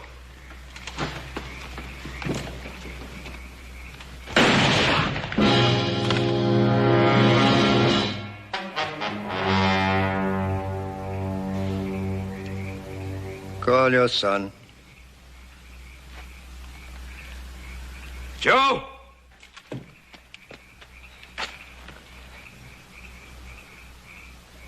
Joseph! It's Paul. Apaches must have him. Joseph! Yeah, Pa! Cochise has given permission for you to get some water. One canteen. It's a trick. If they got your father out there, it's a trick to get another of you. You can't trust Cochise. Well, I can trust my pa.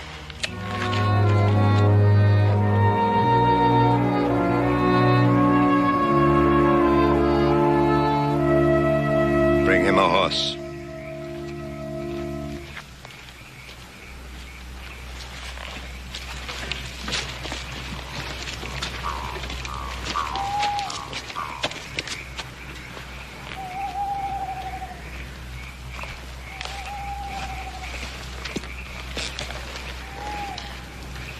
Hand him his weapons.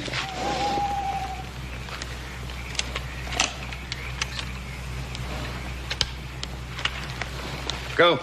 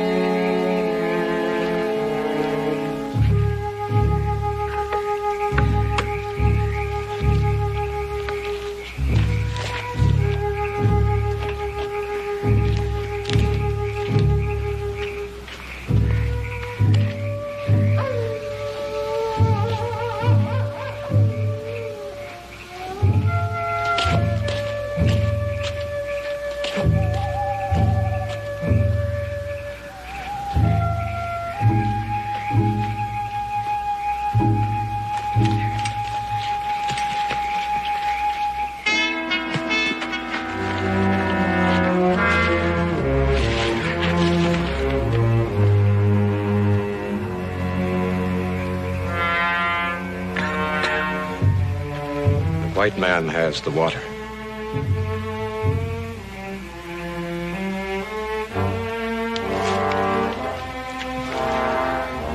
Bury him.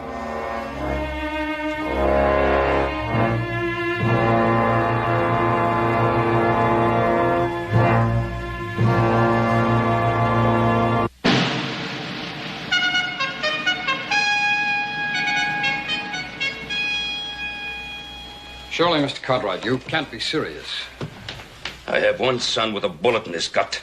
My two other sons are sitting under the guns of the Apaches. How much more serious could I be? I sympathize with the extremity of your position, Mr. Cartwright. Believe me, I do. But did you really expect to ride in here and persuade me to go back there with you alone and at this late hour? The hour was not of my choosing. I apologize. I understand all that, Mr. Cartwright. It's just that the whole thing is preposterous. I admit that what Captain Johnson did was reprehensible. Worse, in fact, it was stupid. It's going to make it just that much harder to deal with the Indians. But to just, hand myself over to Cochise? He had his hands on me and let me go? And you honestly believe that Indian is sitting out there waiting for you to come back? That's exactly what I believe. Now, Mr. Cartwright, my experience with Indians would lead me to believe that the zealous Captain Johnson and your sons are probably dead right now. We'll never find out by just sitting here, will we, Colonel? Unfortunately, that's something I don't think I will ever find out, at least not firsthand, Mr. Cartwright. I'm sorry, sir, but regrettably, I must refuse your request. You're making a mistake, Colonel. No? And what do you recommend I do, Major? Ride back with Mr. Cartwright? I'll go back with him. And as he requests, alone? No, with a company of soldiers. I'll surround those Indians and jump them before they can fire a shot. Think what it'll mean to get Cochise. Oh, I know what it would mean to you, Major. Well, Mr. Cartwright, what do you think of the Major's plan? I promised Cochise that I'd come back with an officer to arrest Johnson and a doctor for my son. Nobody else. A promise to an Indian? I gave him my word. Which it seems is more important than the lives of your sons. One fact remains, gentlemen. I'm the only one who knows where Cochise is. And I'm not about to lead any troops there. What are you going to do, Mr. Cartwright? That's another promise I made Cochise. I'm going back. To die for a man you despise? Wouldn't it be simpler to just hand over Captain Johnson to the Indian? If I'd wanted to hand Captain Johnson over to Cochise, I wouldn't be here now wondering whether my oldest son were alive or dead. Hold on, Mr. Cartwright. Major Reynolds? Yes, sir. You will be in charge of the fort while I'm gone. Sir? Oh, you will enjoy that, won't you? Unfortunately, whether I return or not, the position will only be a temporary one. Now, Mr. Cartwright, we'll go wake the doctor and get us a soldier to guard Captain Johnson, if he's still alive. I never thought I'd be risking my life to see if an Indian can keep his word. Mr. Cartwright.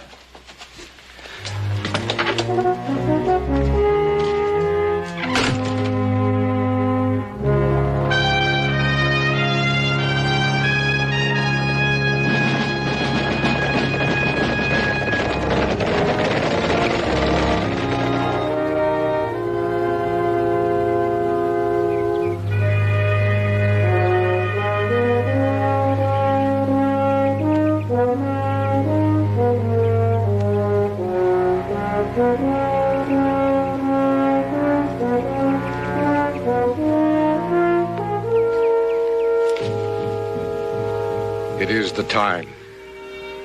We will wait. They have said what they have to say to those who listen. Now it is the time. We will wait. You dishonor the dead.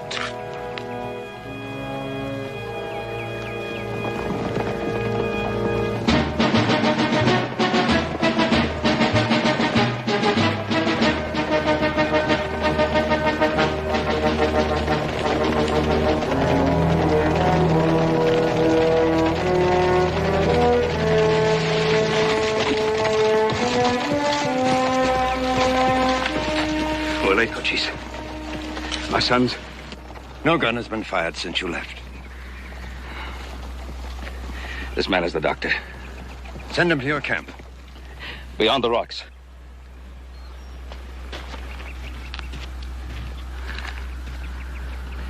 I brought back one man more than I said I would, Cochise. The sergeant.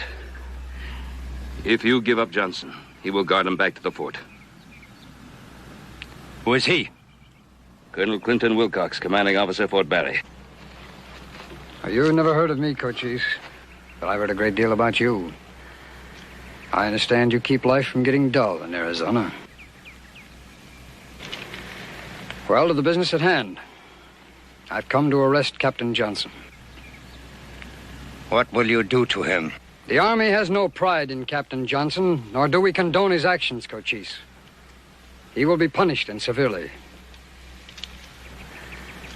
I give you my word of honor on this. Does that satisfy you? Yes. I should be quite honest with you, Cochise. I never expected to find any of those men out there alive. As a matter of fact, I rather thought I might end up that way myself. I have learned something today. Now, with your permission, I shall order Captain Johnson to surrender. Soldier, many soldier.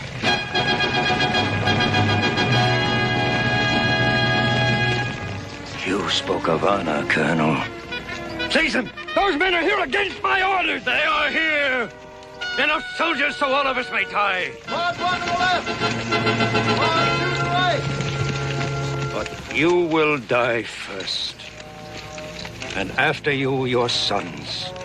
This I promise. Cochise, the colonel's telling the truth. He ordered them not to follow. Then he is bad, officer. His men betray him. Kill them!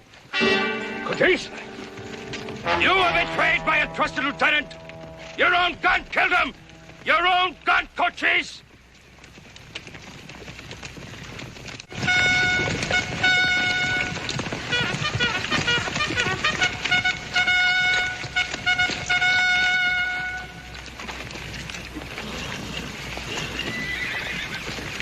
If you give him permission, the colonel will go out and order them to go back.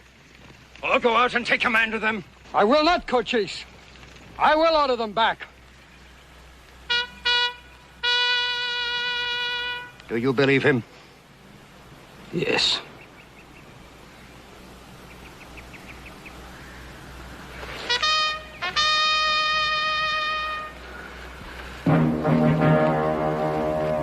Draw arms!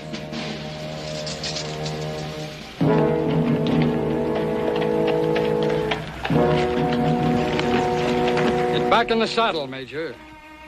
You're not staying.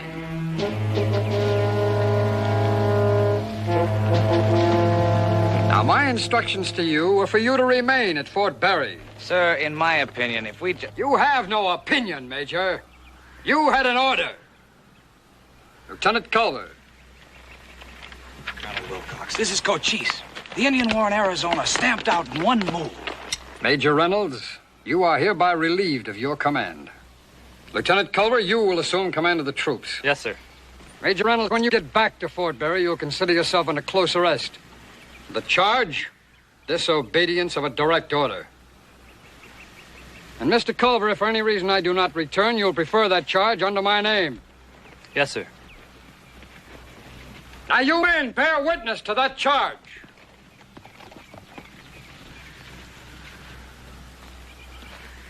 All right, Mr. Culver. Take your prisoner and the troops back to the fort.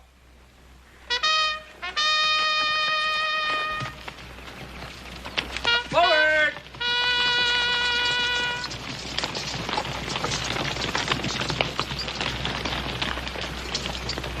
Colonel, sounded like you enjoyed that. That I did, Mr. Cartwright. That I did. And now, sir, again, with your permission. Colonel Wilcox. I, too, have learned something today.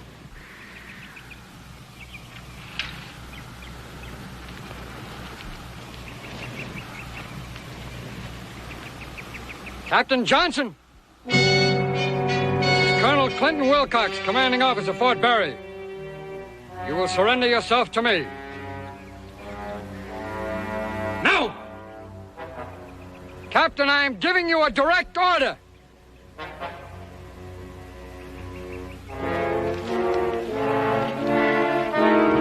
No!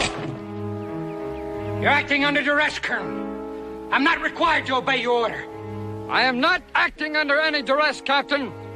I'm giving you this order of my own free will. Now come out at once. Cochise has probably got a gun on you. He'll never let me out of his hands. He'll kill me. He'll kill us all. I give you my word of honor as an officer, Captain, that you'll be tried fairly. Now surrender yourself at once. Don't compound the charge against you. I'll die. But I'll die like a soldier. Like other soldiers. But I won't surrender to Cochise. I won't surrender. No. I'll kill you. Not one step further. Don't make me kill you.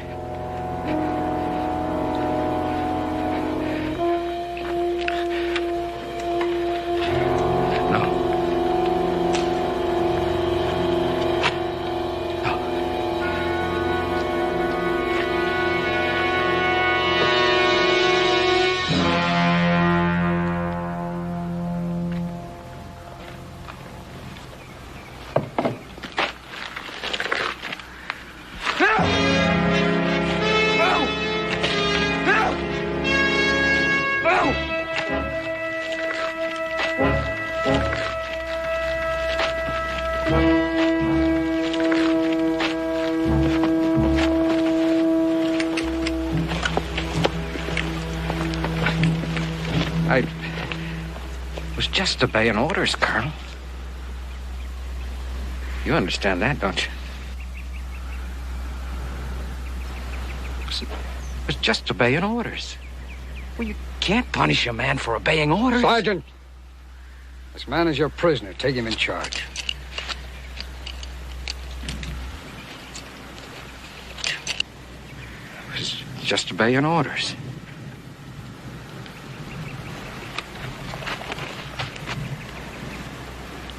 Colonel, I was just obeying orders.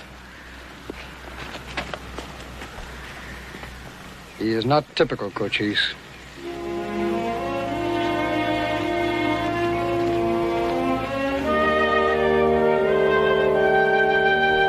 Well, Doctor, how is he? I can pull him through, sir. Good. You'll stay with him as long as is necessary.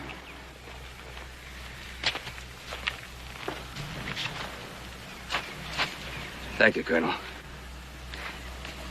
For everything. Mr. Cartwright, it is I who am indebted to you.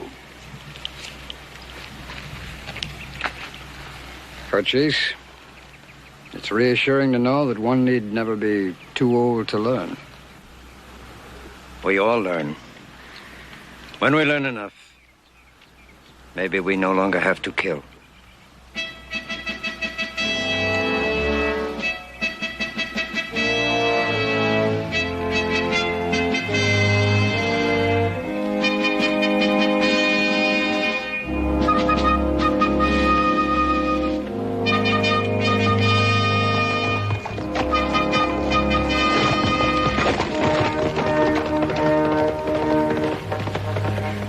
We leave now for our own country.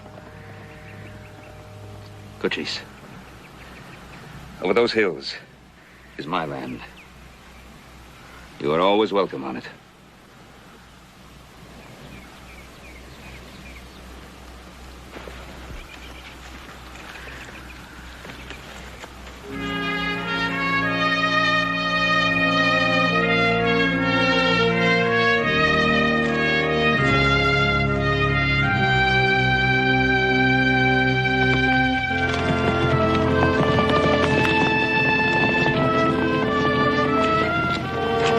If there were more men like Cochise and less men like Johnson, maybe there wouldn't even be an Indian problem. Yep. Pretty good sort of fella, wasn't he, Paul?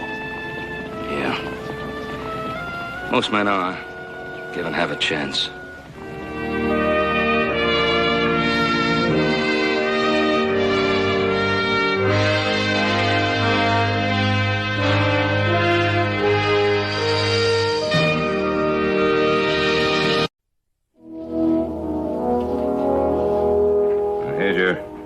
Bank draft, Joseph. I can still think of 6 good reasons why I shouldn't go. I can think of one good reason why you should. Yeah, what's that? I asked you to. There go my 6 good reasons. Now, you know what to do. Yes, sir. Ride to Platte City, cash the draft in the bank, and bring the money to Mrs. Bolden. I wrote and told her that you were coming, so she's expecting you. Tom Bolden's a real good friend of mine. Doctor, you know. Oh, by the way, if the widow needs anything done around the house, you know, help her out. Yes, sir. That bank draft represents Tom's share of an investment that we made together. Oh, really? Mm-hmm. That's funny. Adam told me those investments were a complete loss. Never you mind. She needs that money, Joseph. All right, Pa. I'll be your errand boy. I'll be back in about 3 days. Yeah, that should do it. Now, you take good care of yourself. Yes, sir.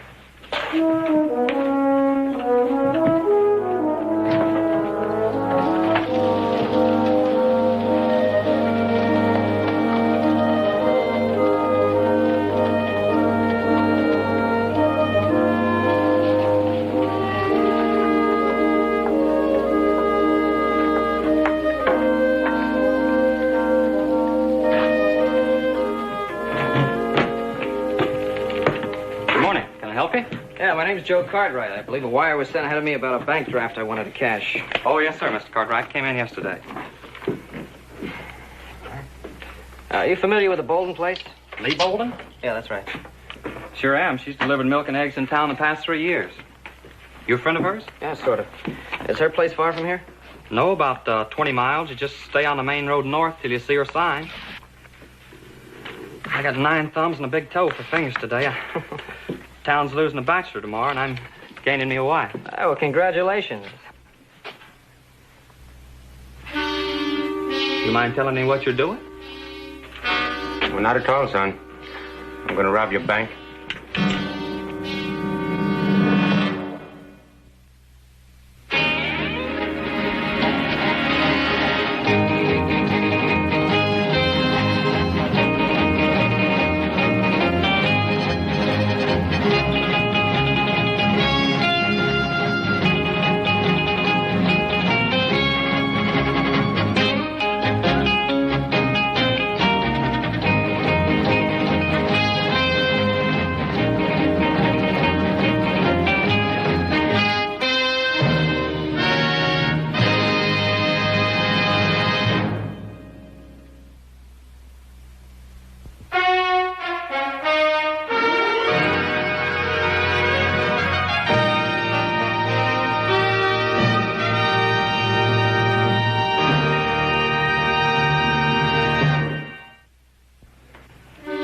Stand away from the cage. You put your hand on the bars.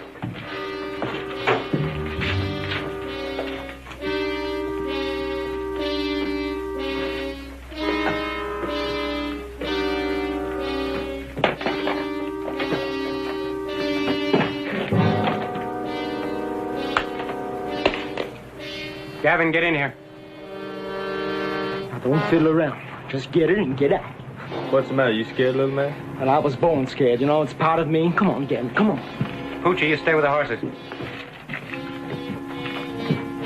Just take the pills. Never mind the hard stuff. And do it fast. We can't leave this behind, can we? Stay loose.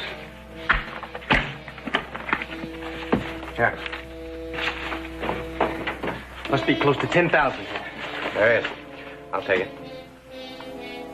All right. Whatever you say. Now, let's go. Turn around. I said turn around. Hold it. I could break a man's skull real easy that way. You know any reason why he shouldn't? Sure you got the money? That's what you want? What we want is to get away with it. Come on, give the kid a break. He's going to get married tomorrow. We'll give you 5 minutes. I don't like it. Well, I do. All right, kid. Now, you've got yourself a deal. Outside, Gavin.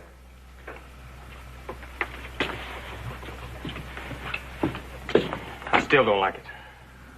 Outside. Now remember, 5 minutes. Count slow.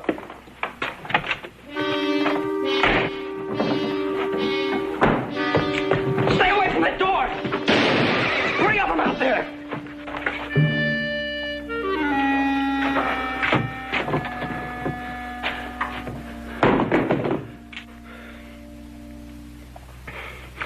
I should have killed you both.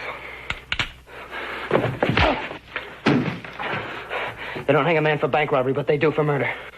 Truck, we're leaving. The whole town's coming. Hurry up, get the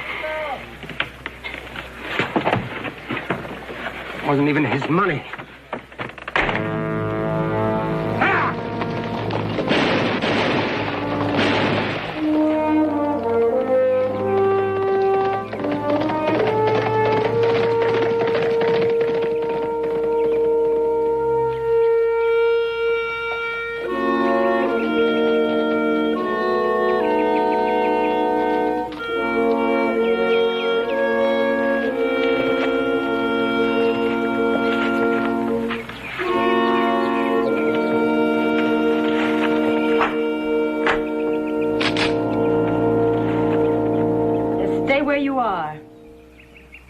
Now, what do you want?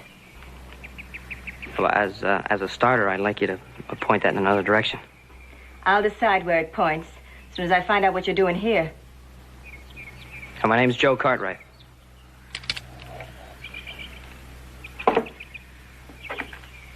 Ben Cartwright's son? Yes. Oh, well, why didn't you say so? Well, you didn't give me much of a chance to say anything, man. Look, I'm alone out here. Too many saddle tramps pass this way. It pays to be careful. I'm sorry. I got your father's letter a few days ago. Well, then you know why I'm here. Yeah, the money sure will help. I'm sure it would have. Would have? Yeah, I was in the bank this morning when it was robbed. They took the bank's money. They took the money I was carrying also. Oh, no. Did they get away? Yeah, the posse's out looking for them now. Oh, I could have used that money. Hey, well, look, when I get back to the ranch, I'll talk to Pa. I'm sure he'll do something about it. No. When things go wrong, they manage to go all the way. Yesterday, my hired hand was taken to the doctor. Is there anything serious? Well, he was a pulled muscle, but when you're 64, anything is serious. Yeah. Hey, well, look, maybe I could do a few chores for you and earn my dinner. Hey, it's a long ride back to town on an empty stomach. You're welcome to stay for dinner. Well, thank you. Look, I'll just put my horse in the barn and wash up.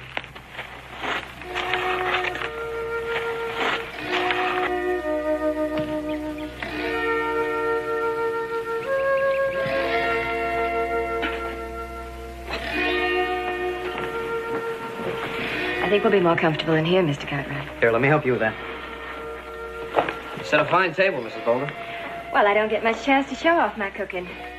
And Gil, my hired hand, would eat old harness if I fried it long enough. Has he been with you a long time? He's been with me 3 years, ever since Tom died. Oh, and he's the only help you have here, huh? He's all I can afford. And the money I earn selling milk in town, well, that barely is sufficient to keep body and soul together. Seems like a pretty tough chore for a woman. Oh, why don't you move into town? Because this is my home, Mr. Cartwright. It's just that simple. I can understand that. A manual of surgery. Are you interested in medicine? I'm afraid only when I'm sick. And my pa told me your husband was a doctor. Yes. Tom was a fine doctor. When a typhoid epidemic broke out in town, he worked day and night. On the 3rd day, it got him, and he just didn't have any strength left to fight it. I thought to get rid of that. And this. I don't know. Somehow it brings me a measure of comfort. Although I guess it's wrong to seek comfort from the past. No, I don't think it's wrong. I think it would be a mistake to make it a way of life.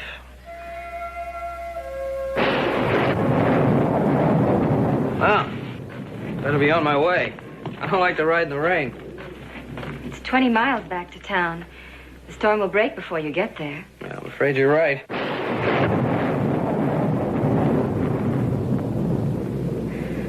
My hired hand has a place set up in the barn. You're welcome to spend the night Out there. That's very kind of you.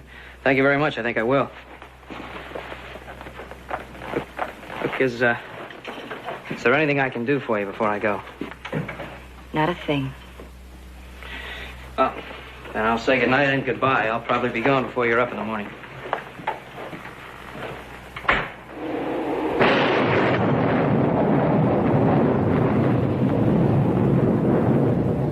Take your hands off me. Look, you turned around so fast, I didn't I even... know. I know you didn't. It's just that I get so sick and so tired of men who come here and think that because I'm a widow they can behave like animals. And that I should be grateful for any favors they might give me. Ma'am, you know why I came here.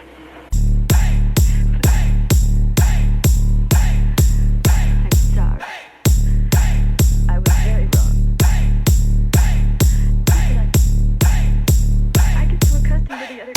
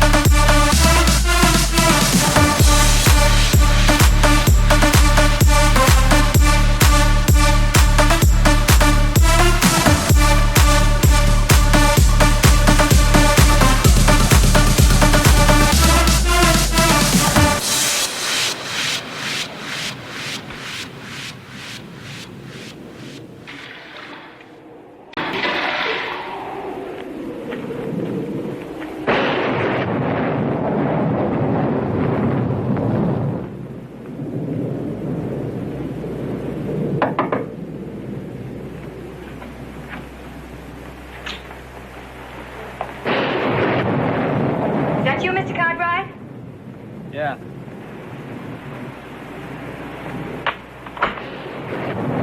Inside. Close the door. Get over there, by the table. Sit down.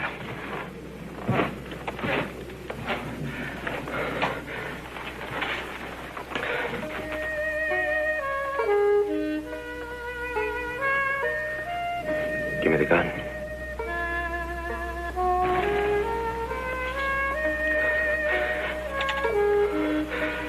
Get over there with him.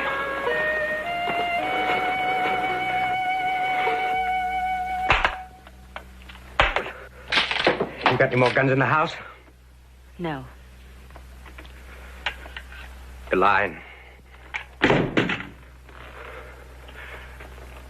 I could still cause you trouble before you got me. You're not important enough for me to lie to.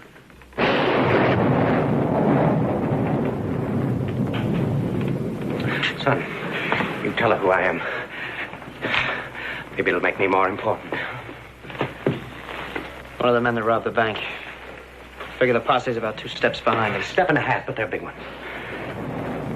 Storm will give me edge. You still got the bullet in you. Oh, yeah. And it don't let me forget it. How long ago did that happen? Too long. A couple hours rest. That'll be all right. A few hours and you'll be dead. Now you seem pretty certain of that. I am. My husband was a doctor. I worked with him many times as his nurse. That bullet will cause blood poisoning before morning if it doesn't come out. You know, the way my insides feel, I kind of believe you. But I got no choice. Oh, yeah, you got one. What's that? Ride into town, give yourself up, and get a doctor. No. Prison life never did agree with me. Besides, I'd get about 1 mile, fall flat on my face, so... Think you can get that bullet out? Perhaps. But why should I? Well, for one reason, he's going to die if you don't. For another, he could have killed the clerk in the bank, and he didn't do it. You mean Grant? Yeah.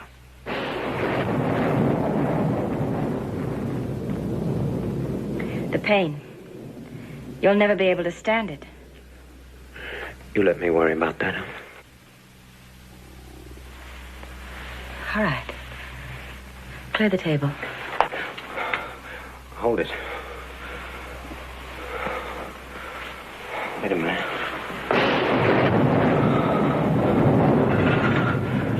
All right. Do like she says. Clear the table.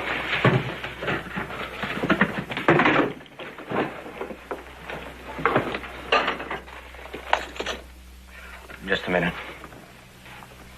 You got any whiskey in the house? There's a bottle in the cupboard. Give it to him. He's going to need something.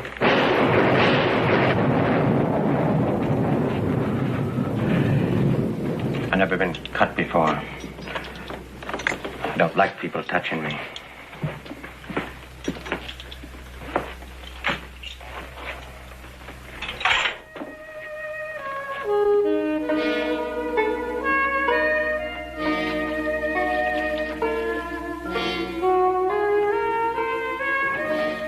Now, we're just going to take it easy until this whiskey begins to work.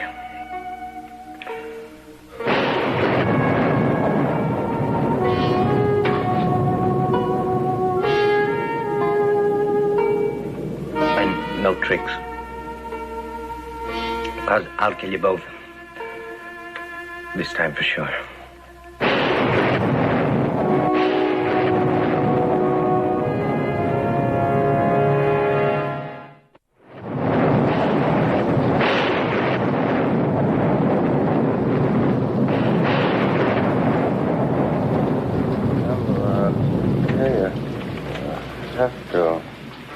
He's good and drunk now. It's not just the liquor. It's a shock and fever. It's delirious. No choice. That's trouble with drinking. We can get started now. Okay, what can I do to help? Hold him still so I can probe for the bullet. Help me get him up. Right. Leave him in the chair. He's better off not to be moved. Trust him. Dirty.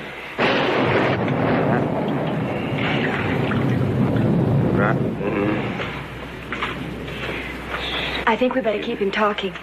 Okay, if you don't mind the language. No, I don't mind the language. A man can say a lot of things when he's delirious. It's not important. Just rotten. Oh.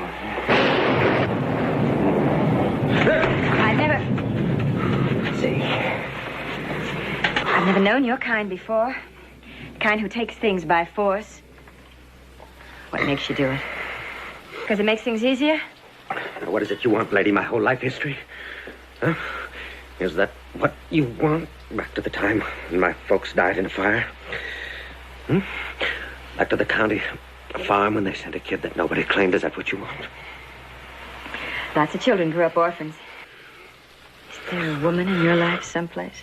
There was. Yeah, there was for a while. Went sour, though.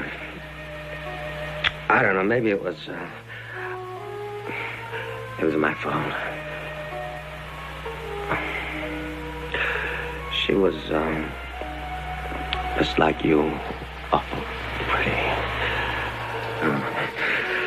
Name of Sue. Joe, you gotta keep him still. Look, I'm doing the best I can. Sue. Come on.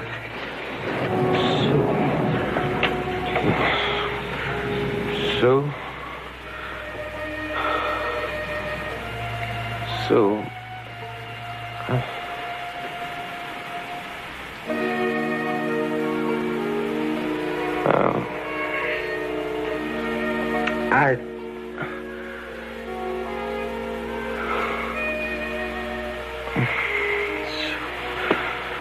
Sue.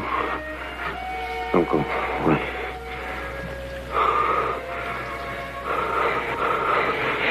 Sue. Don't leave me. Sue. You keep talking to him. I'll probe for the bullet. He'll listen to you. Kiss me goodnight. Like you used to do. Kiss me goodnight. Like you used to. Quick, kiss him and keep him quiet.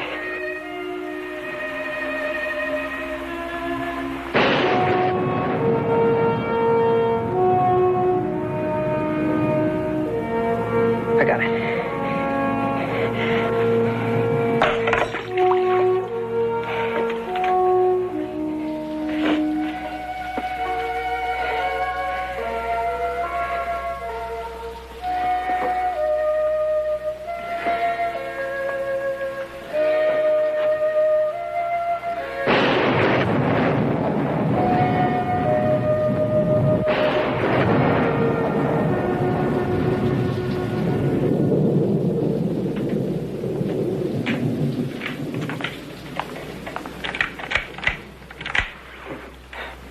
Real good job on this.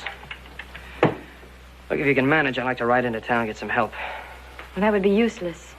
A storm like this, the river becomes impassable. Look.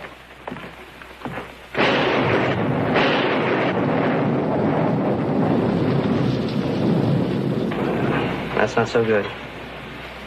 Well, why? He's no trouble now. It's not him I'm worried about.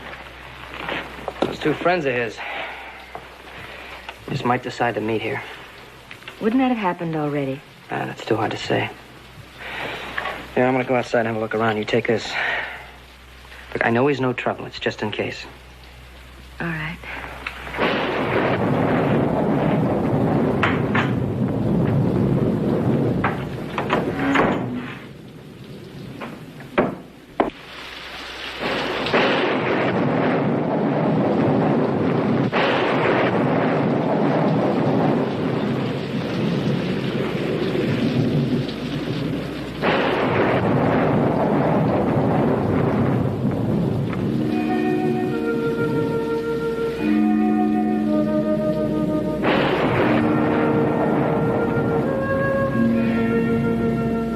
Where's the boy?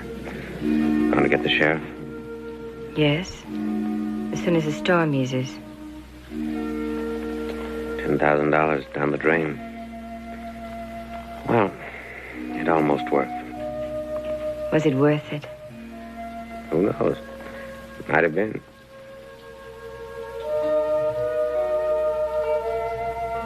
How do you feel? Oh, the wound doesn't hurt much, but my head. No wonder. Do you know you drank a half a bottle of whiskey? I did. Did I talk much? I know your whole life story, including Sue. Don't you remember what you said? I remember the last part. What about you? What would you like to know? Your name, for a starter. Lee? Lee Bolden. That's a nice name. Lee.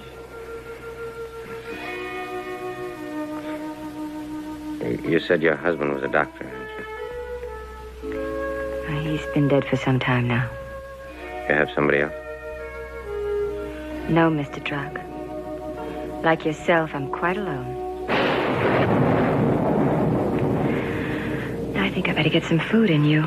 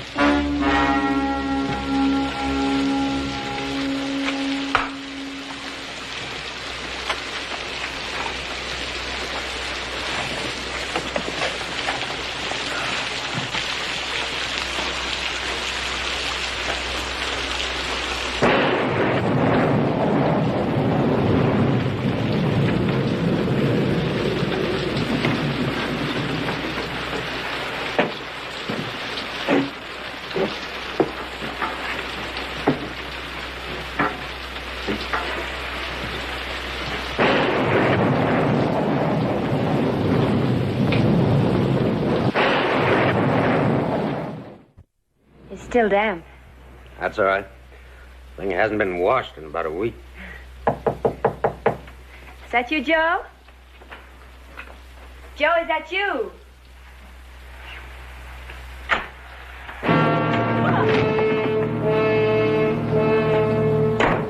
Saw him coming out of the barn. Never knew what hit him. You could have killed him. So what? I've seen this guy before. At the bank with that clerk. What's he doing here? He's a friend of mine. What took you so long? The storm. Where's the money? Talk to you about that later. I want mine now. You do? That posse's gonna pick up our trail as soon as the storm lets up. I want to be long gone by then. He's right. Let's divide it up now and get going. All right.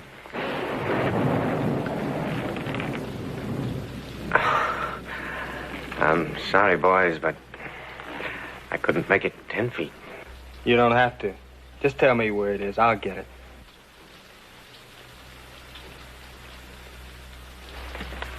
I got shot in the shoulder, not the head. Now, what do you mean by that?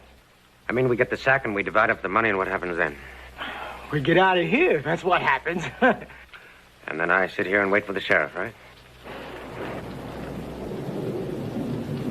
We could get nasty.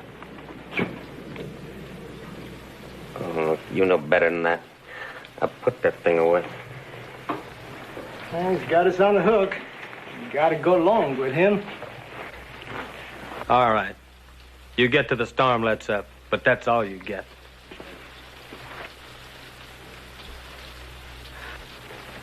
Pooch, come on and help me up these stairs. I'm gonna get some rest. Open the door. Hey, we're hungry. Get us some food. Wait a minute. What'd you do with the gun you took off the boy? He didn't have one. That's all right, I can do it. But watch them close.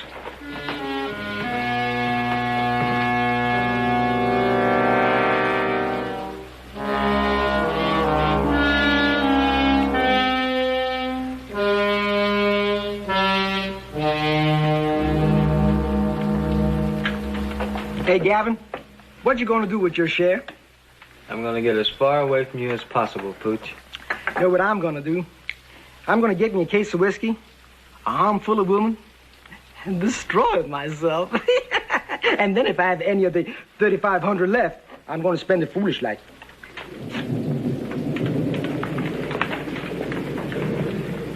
What would you do with $3,500? I'd buy some disinfectant and scrub every place you put your hands. Oh, now. How do you know what my hands are like?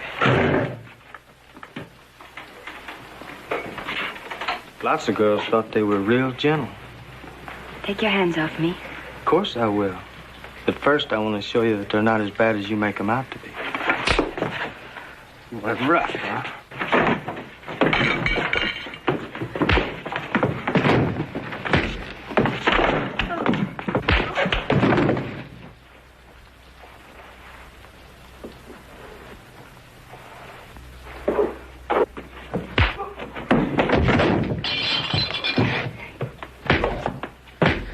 No.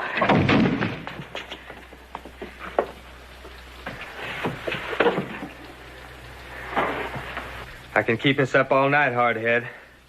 Make it easy on yourself. Stay down. The only way to keep him down is with a bullet through his head. That can be arranged, too. No. Joe! Put it away, Gavin. He's begging for it. Leave him alone. Why should I? What's it to you? Well, let's just say I owe him a favor. Yeah, well, I don't. I'm gonna take him. No, you're not. Oh, no? It's just as easy to pull a trigger twice as once. No, you won't do that, because then you'd never find the money. That money's important to you, Gavin, more important even than killing. Now, it's $10,000.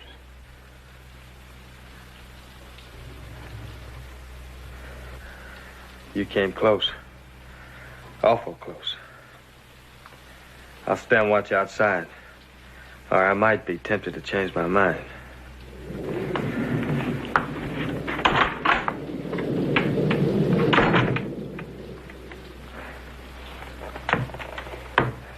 We're even now.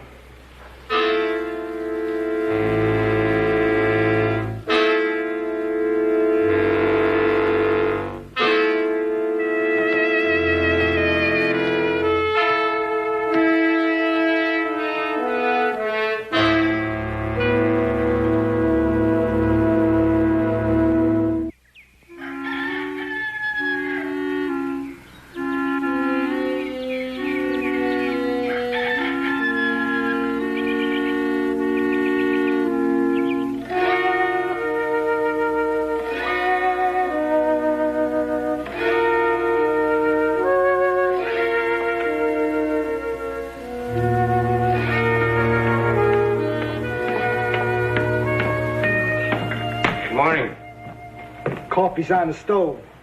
How's your head? How should it be? Uh-huh. Where's Gavin? Still outside. Well, get him in here, quick.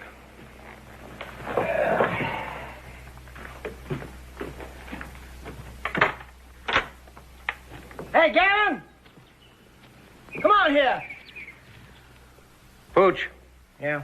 In the barn, in the back right-hand corner, under the straw, is the money. Get it, then see to our gear. And don't bother to count it. I don't want to count it. I want to spend it. Where's he going? He'll be back. What do you want me for? I want you to watch them. I need some coffee. You ain't gonna give us any trouble, are you, little man?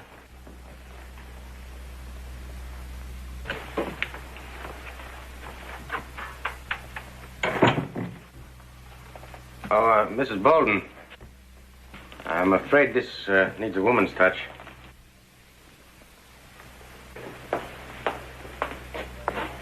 If you don't mind. Man of your talent. Seems to me you could pour a cup of coffee. I suppose.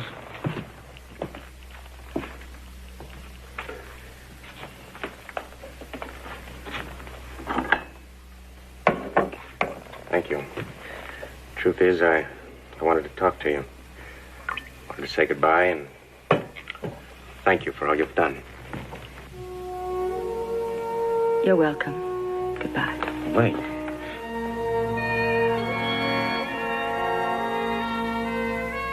Sorry. What do you want? I was thinking about some of the things you said. About you being alone. Tell me, it doesn't bother you, does it? You're being alone. Yes, Mr. Truck. It bothers me. I think you know just how very much it bothers me. But it hasn't made me a hunted animal that can only run and hide until it's finally caught and destroyed.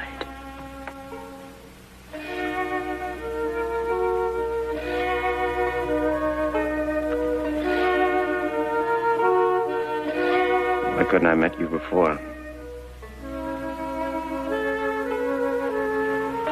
Lee. Where's my gun?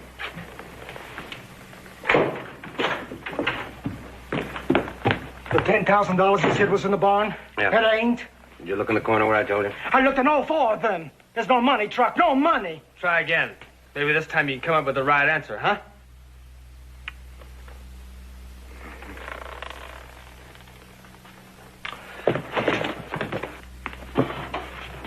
All right, son. Now, where is it? Speak up, little man. Wait. Now, look, I don't want to turn him loose on you, but I will if you push me to it. I'm waiting. No, it's no use, Truck. But why? I can understand you risking your life for that clerk at the bank, but for pieces of paper? Oh, that's right. That's right. That's all they are, just pieces of paper. You know, to some people, they represent a lot more. They represent work and sweat in the fields. They represent the savings of a lifetime, and I'm not about to turn it over to pigs like this. Now, does that answer your question? Yeah. Yeah, it answers it. Don't answer mine, or I don't like being called a pig. Hold on there. Hold on. This will take all day, and we ain't got that much time. You got something better? You remember last night? Huh? That'll make him talk. Because he's such a real little gentleman. Yeah, that's right. All right, it's up to you, little man. And I don't think you'd like what I could do to your lady friend.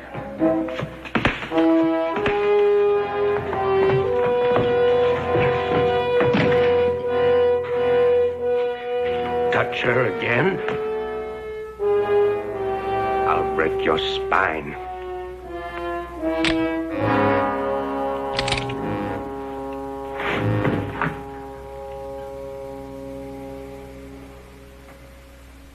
Now you listen, and you listen good.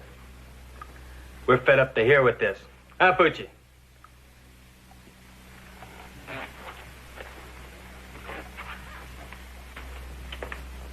So I'll tell you how we're gonna play it. I'm gonna count to 5. If I don't get the right answer, then I'm gonna ride out. But I'm gonna leave 3 dead bodies behind. 1, 2, 3, 4.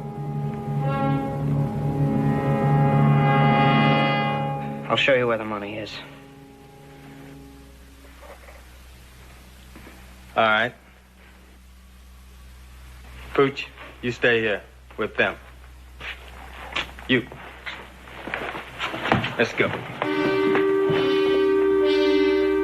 Watch them close, Pooch. And remember, 10,000 spins better when it's split only 2 ways. Like I said, Troc, you're too soft. One of these days, you're going to get killed. Maybe even today. Let's move.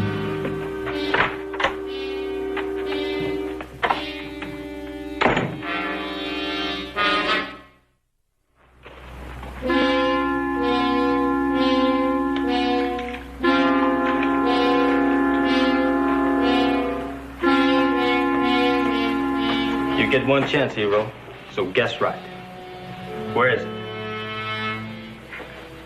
It's up there. Get it. And move slow and easy when you do.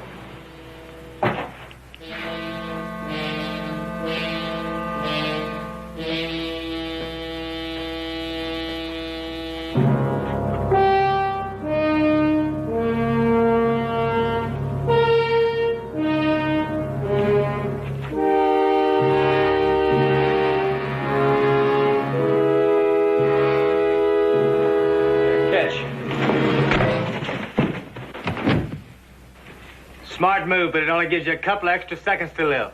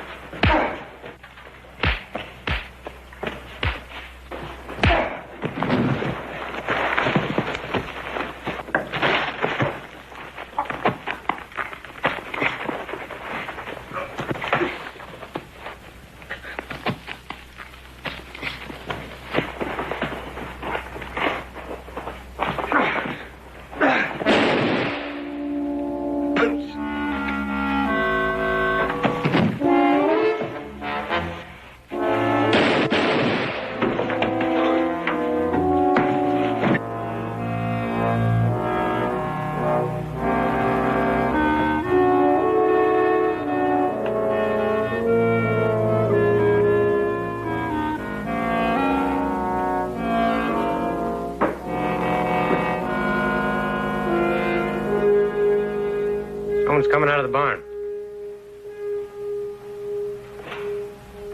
It's Joe. You want to do anything about it?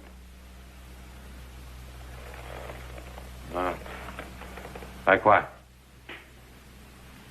Like your gun. I can get it for you. No.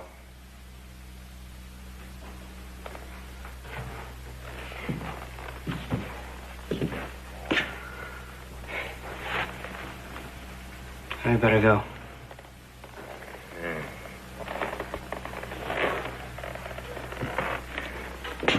You were right about a lot of things. I just wish that there was time to...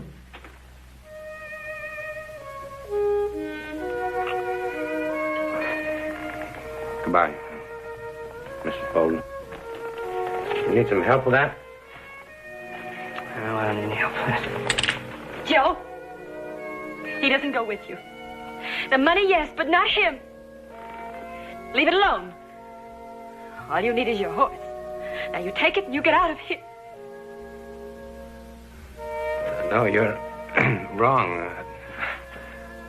Well, I need you. In fact, we need each other, don't we? Come on. You come with me. Well, we could start a whole new life with what's in that sack.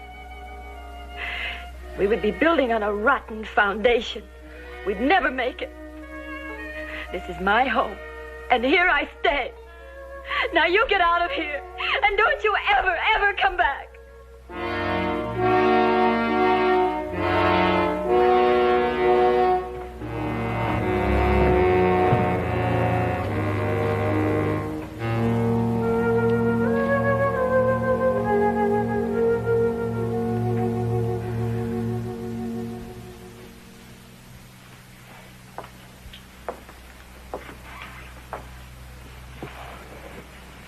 Do you know why, Joe?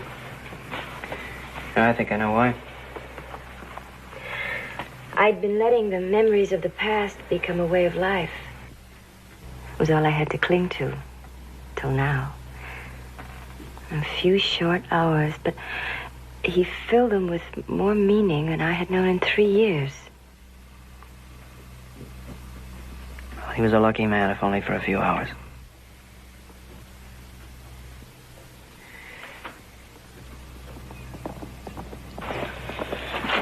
Might be the sheriff, or the Let me talk. I'll handle it. I'm not going to let you take the blame. Now, you have no choice.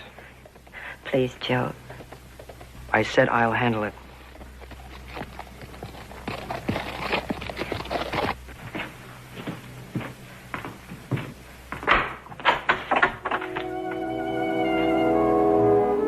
I didn't know where to go. Or what to do when I got there. Like he says, they never hang anybody for robbing a bank. You think this place could use a reformed gunman? About 5 years.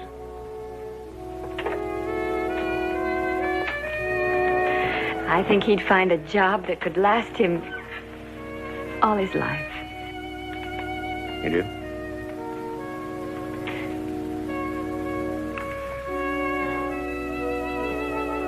May I kiss you?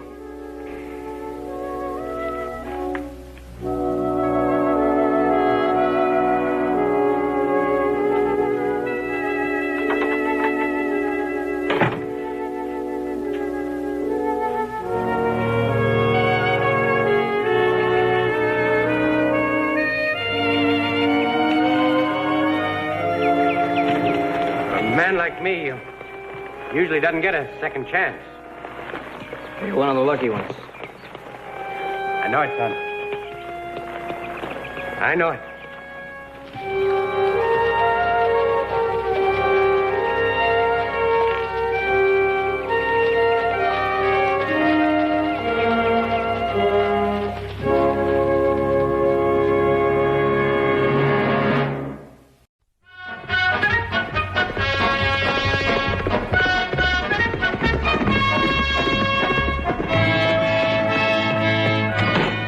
Dogs.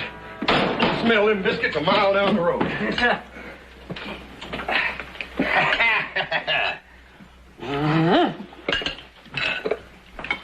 You remember why you went into town?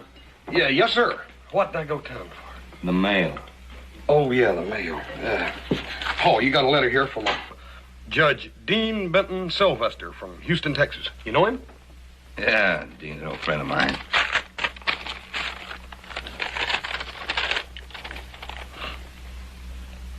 Yeah, listen to this. Dear Ben, 2 of my very dear friends will arrive in Virginia City on the 3rd of next month, where they plan to do some investing in land. The names are Phil Axe and Henry Morgan. These men are honest as the day is long, Ben, and I would take it as a personal favor if you would act as their sponsor and introduce them around your community. Dean Benton Sylvester. Oh, what do you know? Isn't this the 3rd of the month? It sure is, Pop. I better get into town and make some arrangements for them for a place to stay. Oh, Pa, you ought to know the best place to stay. Where's that? Oh, Widow Hawkins. She takes in boarders, doesn't she, Pa? Yes, sir, and Paul, she sets the best table in town. She's the best cook I ever saw in my whole life. Except for Hop Sing here. Yeah, she's very neat, too. The only person in Virginia City that changes her guest towels once a week. If you don't mind, gentlemen, I would prefer not to discuss Widow Hawkins. Now, wait a minute, Pa. Now, she's got the only decent place in town. You can't expect the judge's friends to stay anywhere else.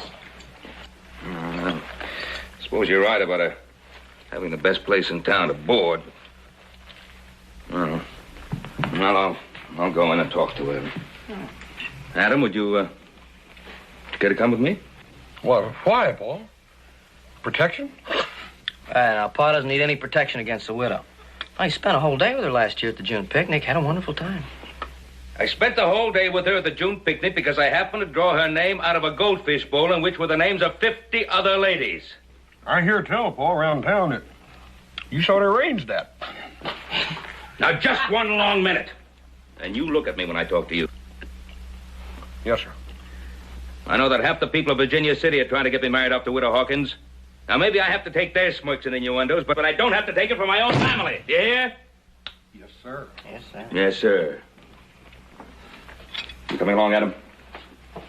I'm with you every step of the way, Pa. Right down the aisle.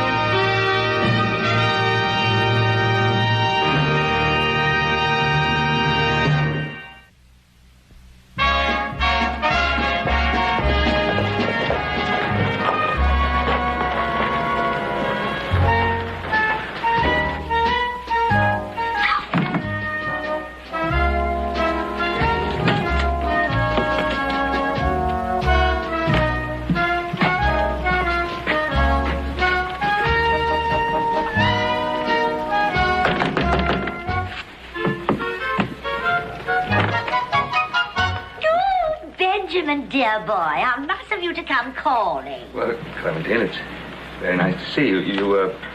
You know my son Adam. Oh, yes, I know all your sons, especially the big one, who looks like a peeled grizzly bear. Oh, that's Hoss. Oh, yes, I remember him very well. But then you have another son, Tiny Tim, is it? No, Widow Hawkins, that's little Joe. Oh, of course, little Joe. I have the most frightful time with names.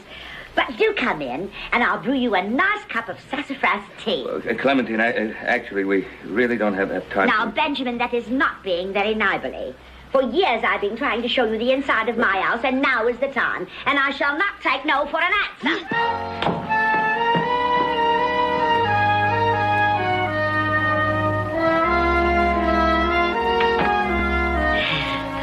It will be jolly having your friends ensconced here as paying guests.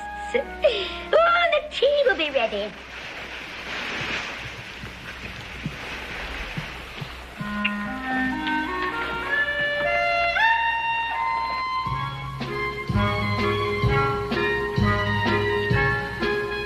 You know, there's only one thing missing from this room. What's that? A trapeze bar hanging from the ceiling.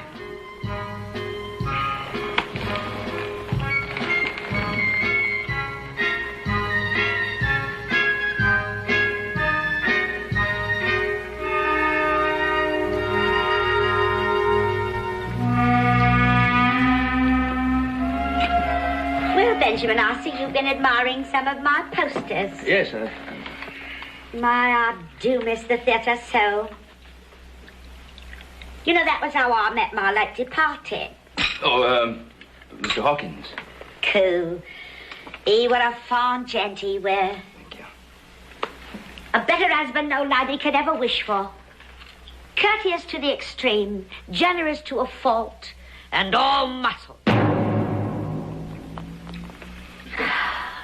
Oh, I do miss Addie so very much. You have no idea how lonely it gets living in this huge place without a man around the house. Oh, Clementine, thank you very much for the tea. Oh, not at all.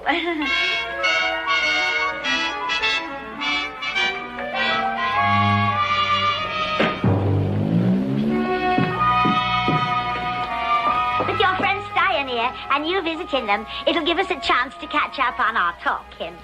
Well, goodbye, Ducky. Come again soon.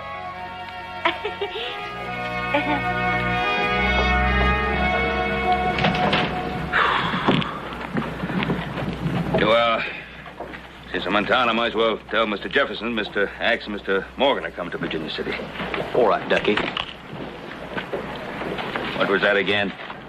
Oh, I said we better not be late. Hop Singh is serving stuffed duck for dinner. Yeah. You water these horses and meet me at the bank.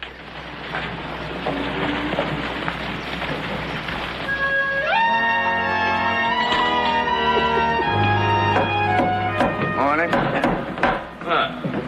Howdy, Smarter Sam. Oh, howdy, Pet. Up, that's a little crooked there, Sam. Yeah, how's the electioneering going? There at the Midland. Give me another crack at the mayor's office, and I'll put every crook in Virginia City behind bars. As head of the reform ticket, that is my platform. What are you doing in town? Oh, I came to see Clementine Hawkins. Oh. Sam, it was strictly business. Oh, sure, business. Yes, business.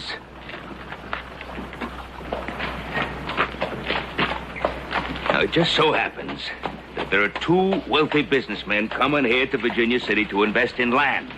And I'm fixing for them to board at Clementine's place. So you see, it was strictly business.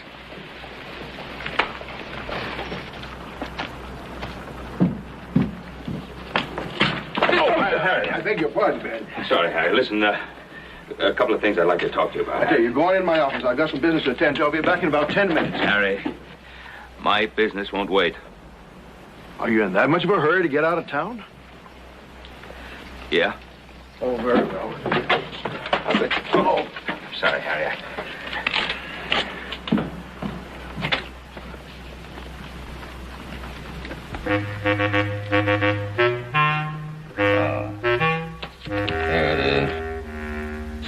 150 acres of river bottom land. Fellow that owned it let it go for taxes. Shouldn't cost us more than 50 cents an acre. Oh, excellent, Sam. That's excellent. You think we should get about $25 an acre for it?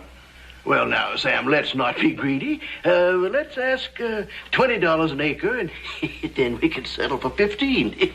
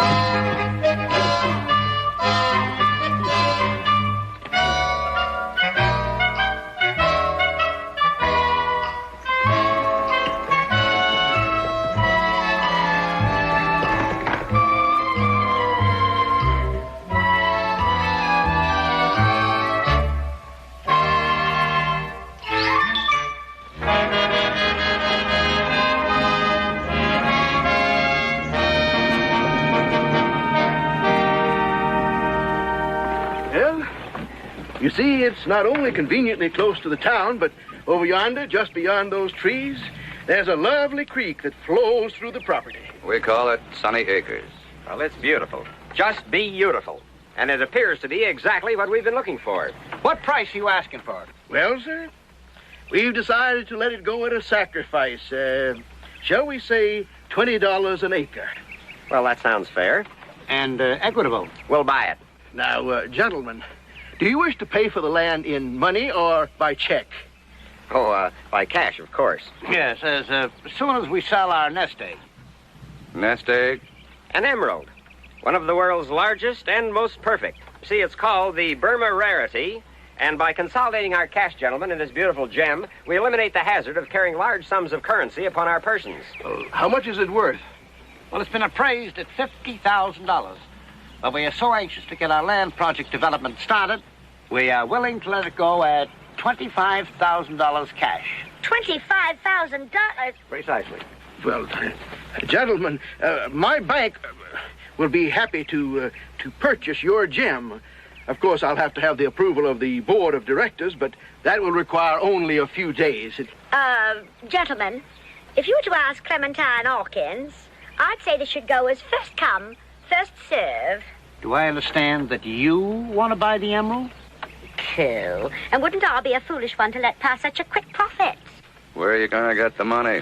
I have $15,000 cash, and I'll borrow the other 10. Mr. Jefferson, do you think your bank would mortgage my boarding house and the 125 acres beyond it for $10,000? Well, I suppose so. If I have to. Good, then I shall come down to your bank today and get the cash. Oh, but perhaps I ought to have this surprised first. Oh, very wise precaution, madame. Positively flawless. Magnificent stone.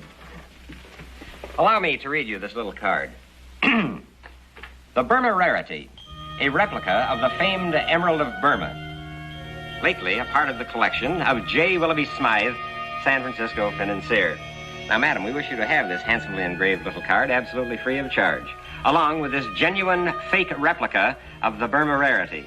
Now, madam, I would advise that you keep this replica on the table here under glass. Yes, we'll add to the decor of your room, ma'am. Yes, indeed. Now, of course, the genuine jewel you will keep locked in your safe. What do you estimate the value of this stone to be, Mr. Nagel? Oh, possibly as high as $50,000. Certainly no less. Cool. Then I am to make a clear profit of $25,000. And my dear Benjamin made all this possible. The Burma rarity and the imitation, alike as two proverbial peas in a proverbial pod. Oh, I beg your pardon. Gesundheit. And now, madam, shall we complete the transaction? Oh, yes, of course. $25,000. Thank you very much. Oh, how clumsy of me. What happened? The emerald. I've dropped the Burma rarity. What happened? What happened here? I'll go over there, Mr. Morgan, on your side. I've got it. Oh, it's all right. Here you are, ma'am. The Burma rarity. Well, Mr. Nagel, I believe that will be all. I wish to thank you for your cooperation. Wish you good luck and good afternoon. Thank you, sir. Good day, ma'am. Good day. And now, gentlemen, if you'd care to pay us for the property, that's 750 acres at $20 an acre, exactly $15,000. Well, Mr. Jefferson, we'd just like to transact business this late in the day. Yes, if you'd be willing to come to our room the first thing in the morning with the deed to the property, we'd be more than happy to transact the entire deal. Well, I'd hope to finish the transaction at this Mr. time. Jefferson, shall we say 7 in the morning? Oh, very well. 7 in the morning. Good day, gentlemen. Very well. Mr. Morgan? Yes. Come here, Mr. Axe. Good day, Mrs. Hawkins. Good day. Smiling Sam. Good day. Good day.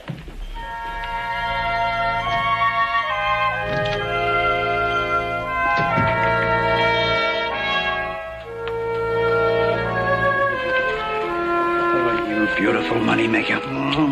Isn't that gorgeous? Isn't that beautiful? Mr. Axe, do you realize this is the 5th time since the first of the year that we've sold the emerald?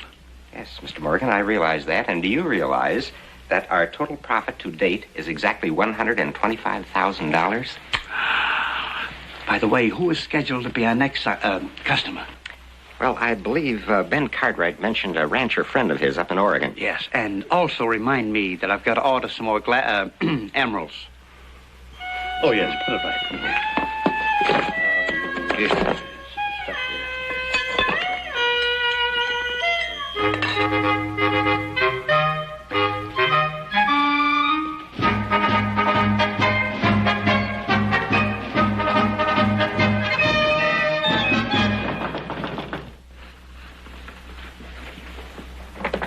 Good morning, gentlemen. Widow Hawkins. Do come in.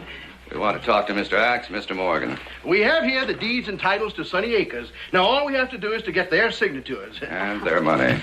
It seems my erstwhile boarders left bright and early this morning. Left this morning? Yes, but only for a few days, just to complete some unfinished business. They left a note, and they told me they would return in 1 week, at which time they will complete their business transaction with you. Return within the week. Mm-hmm. And in the interim, they want you to prepare Sunny Acres for a town site.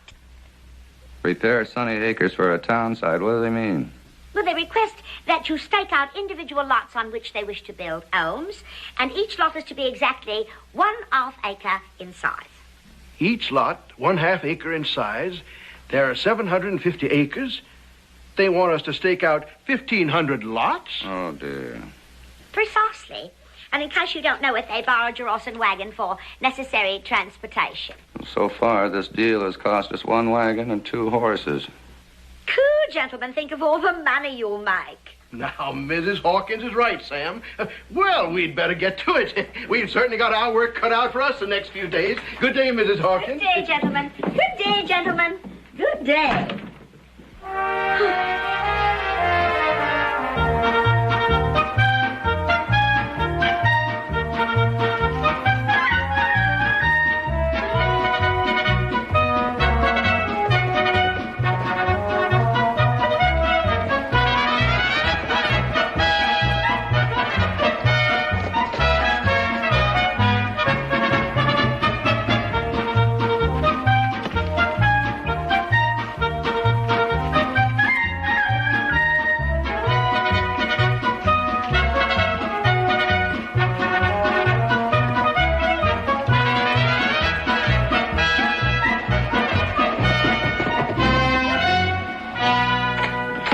Hey, Paul.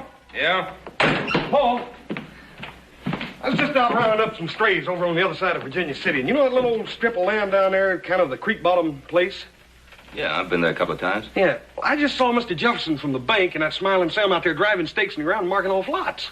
Oh, yeah, well, those land promoters are going to buy about 750 acres from them. They're going to divide them up into building lots. For who? Fish? Paul, have you ever seen that land in the springtime? No, it's always nice and green in the summer. Yeah, well, it ought to be nice and green in the summer. It's under 6 foot of water in the spring. What?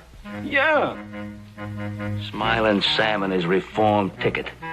And he's going to put every crook in Virginia City in jail. No, we better find Axe and Morgan in a hurry. Oh, I still got them strays to round up, Paul. You coming along with me. These human strays are more important.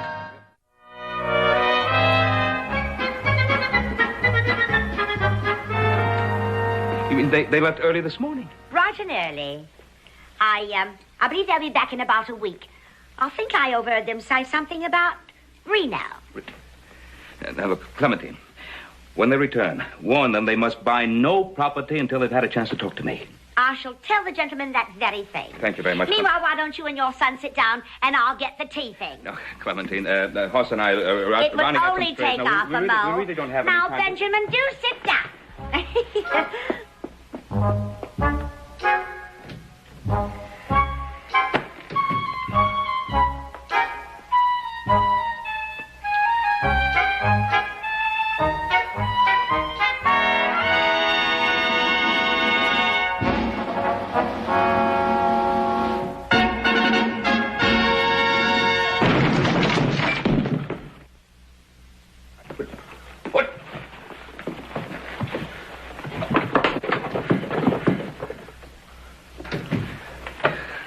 Let me help you with that, Clementine. Oh, thank you so much, Benjamin. Clementine, I've got to explain something. That loud crash that you heard. Now, Hoss here... Yes, I know. Everyone wants to try the weights. That's the third table I've lost this month. Well, of course, I'll replace the table for Now, here's a little dainty for Ross. I don't suppose your celestial chef Opsing makes anything like that. No, ma'am, he sure don't. I could never understand about Chinese cookery. Sauteed kumquats and hummingbirds' tongues under glass. Now, Clementine, this bauble, that wasn't here the last time I was here, was it? Bauble, indeed. You are referring to the Burma rarity. Burma rarity? Yes. Your charming friends, Mr. Axe and Mr. Morgan, sold it to me for $25,000. Of course, I had to mortgage the house to make up the rest of the money. But it's a good buy. And Mr. Nigel, the jeweler, estimates its value to be $50,000. Mr. Axe and Mr. Morgan sold you this for $25,000. They did. They took a $25,000 loss. They did. You went to Reno. They did. Clementine, I'm sorry to have put you to all this trouble, but really, Hoss and I have a great many things to do. Clementine, perhaps some other time. Hoss and I have all those strays to look after. And I'm sorry about the table, but there are many things that we really should do.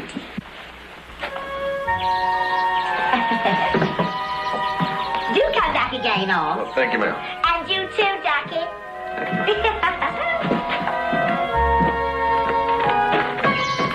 Paul. What? Did she say Ducky? Come on, I gotta send a telegram. To who? Judge Sylvester.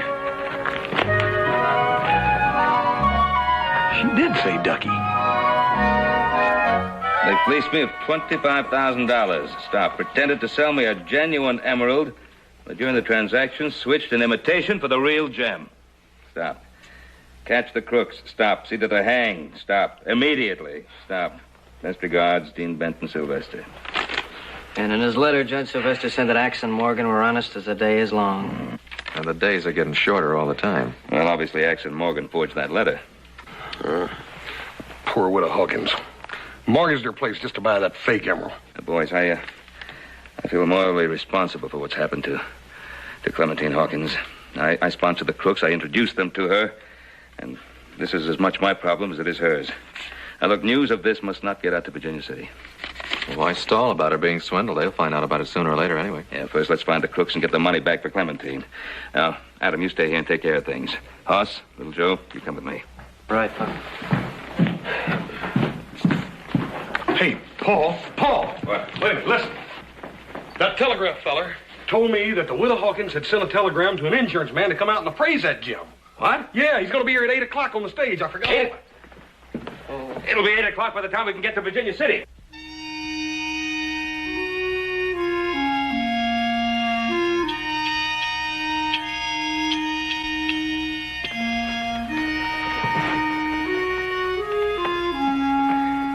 like we got here too late. What are we going to do now? I don't know. I can't let that insurance man get a look at that under glass. Stay here.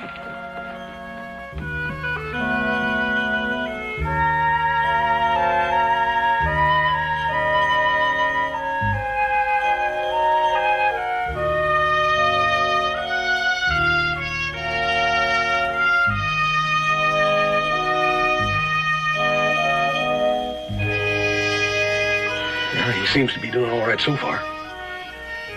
Sure hope he doesn't try to kick it on the table.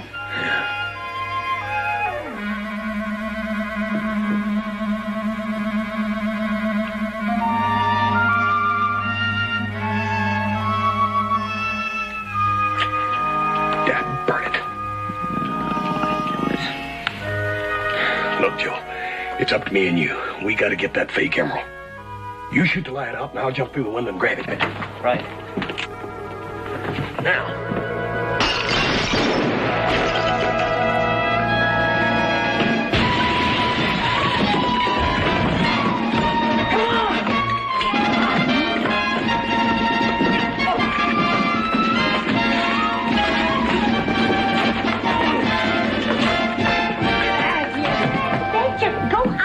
Benjamin, shoot them.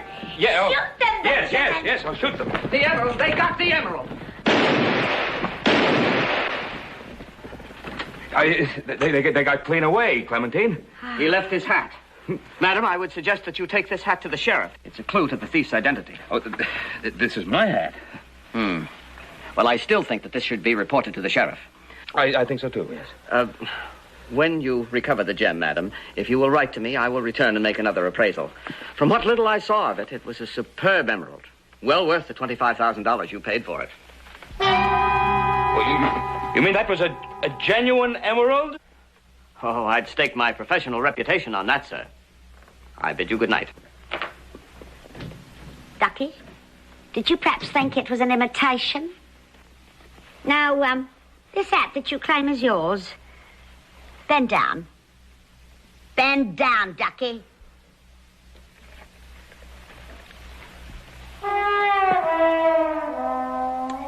I think we should sit down, the both of us, and have a nice, cozy chat.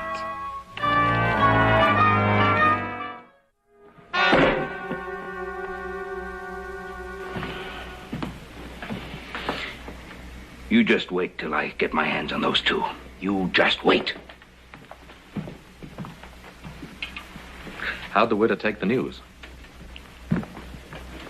How'd the widow take the news?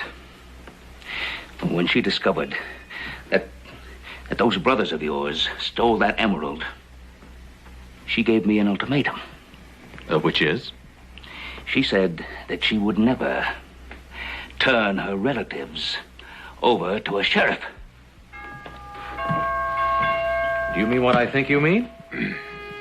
She said that the whole incident would be forgotten if I married her. She even had the gall to suggest she'd come over here to the house tomorrow and rearrange the furniture. Who? I'm going after those two brothers of yours, and you stick right here. Pa, I was wondering, well, where do you think Clementine will want the barbells? Over the fireplace, or would Addie's tights look better up there?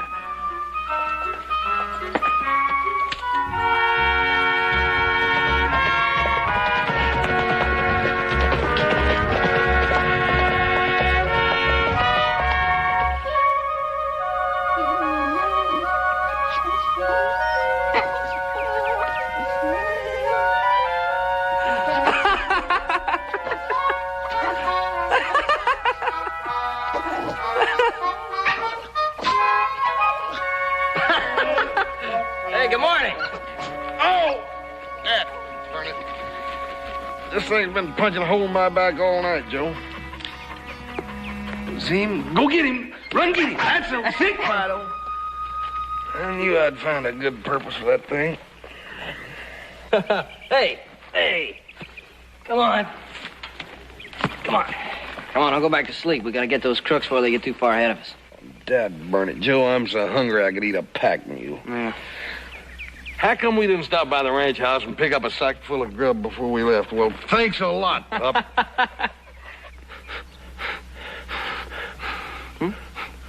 Hey.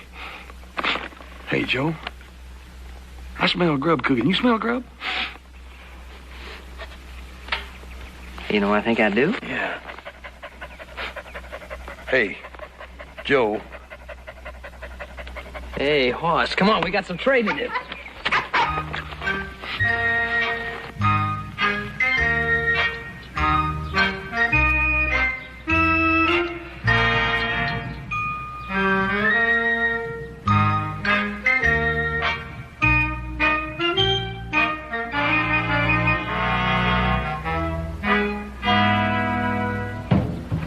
Chief, you got him. Trust me. I'm having a hard time getting through to the chief.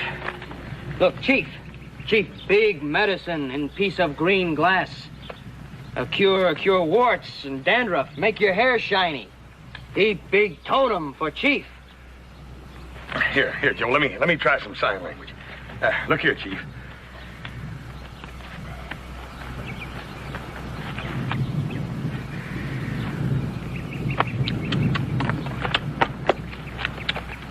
Am I to understand that you gentlemen wish to dispose of this bauble?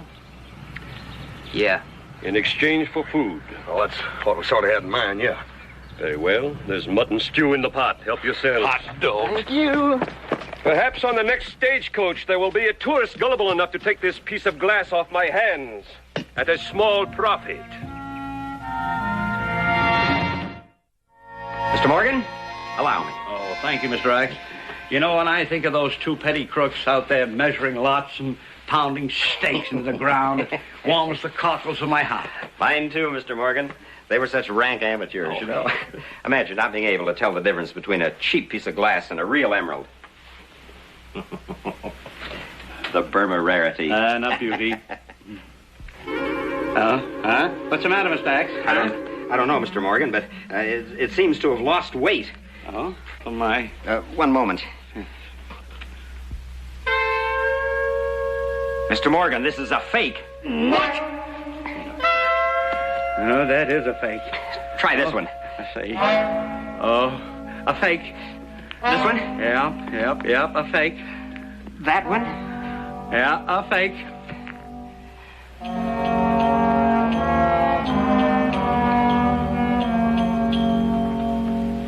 Mr. Axe, I'm afraid we goofed. We goofed, Mr. Morgan. You goofed. I goofed? Yes, you were supposed to pull the switch. Now, who pulled the switch on who?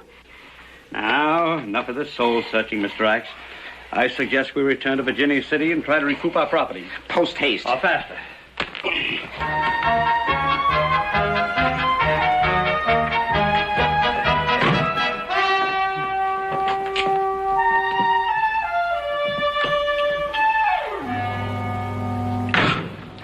We came for the real emerald. Now, let's have it.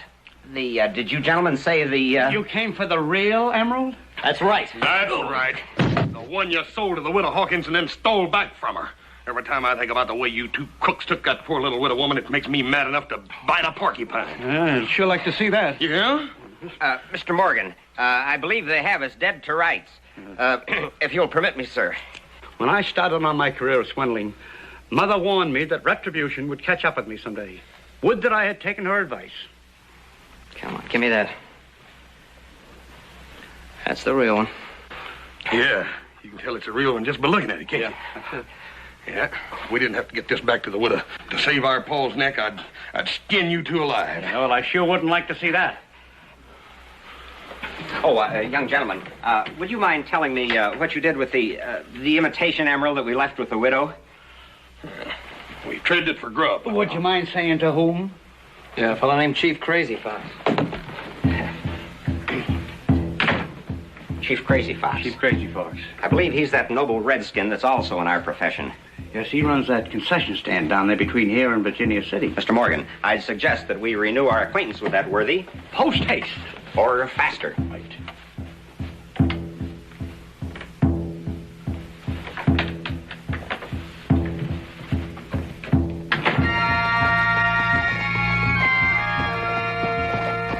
We saw the buckboard go by. And the other two went by early this morning. Yeah, thank you very much, Chief.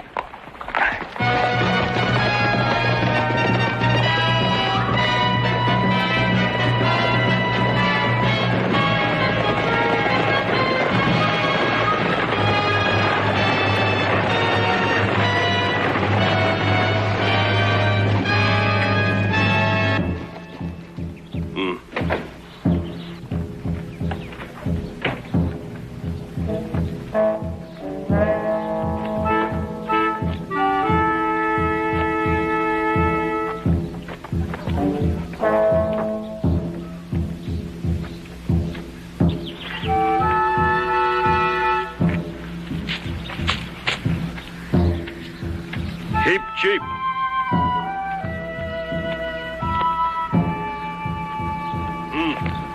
Heap cheap.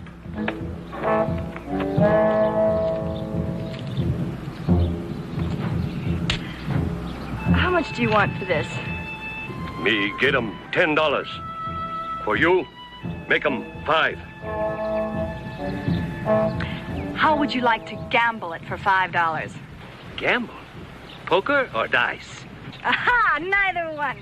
There's a new game in the Westminster. It's called the Shell Game. And it is played very simply with 1, 2, 3 little shells and 1 very small little pea. Now, the object of the game, sir, is to tell me under which shell the pea lies. Now, watch very closely, because if you can tell me, you win. Hey!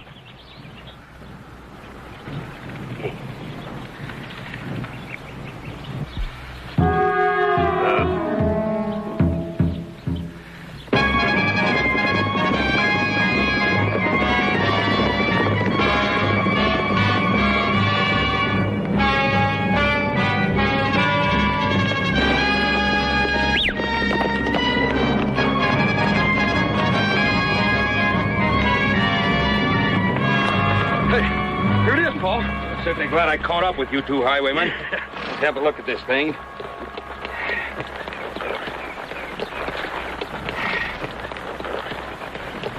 Is this the emerald you stole from Clementine Hawkins? Oh, no, you know that one was a fake. This is a real thing. We caught the 2 crooks in Reno and got it back from them. Boys, the one you stole was the real thing. This is another one of the imitations. Huh? Yeah. Are you sure, Pa? I'm positive. Just a minute. What did you do with the one that you so shrewdly stole from the widow? The one which is a real Burma rarity. Speak up. We traded for some grub.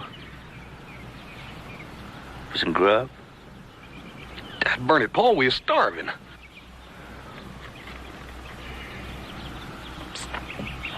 Let's go. Yeah, we'll get it back, Paul. What? Come on.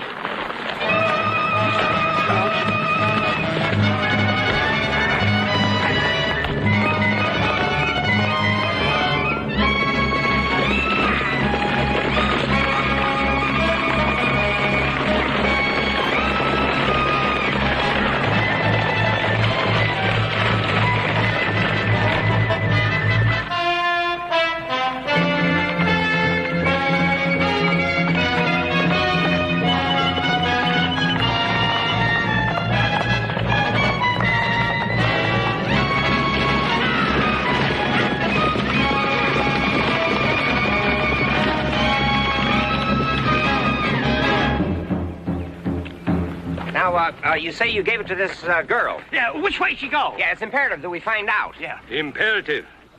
In times of stress such as this, my memory sometimes fails me. Yeah, I figured that. Would a $10 bill help you to remember? It all comes back to me now. She was on the stagecoach bound for Virginia City. Virginia City.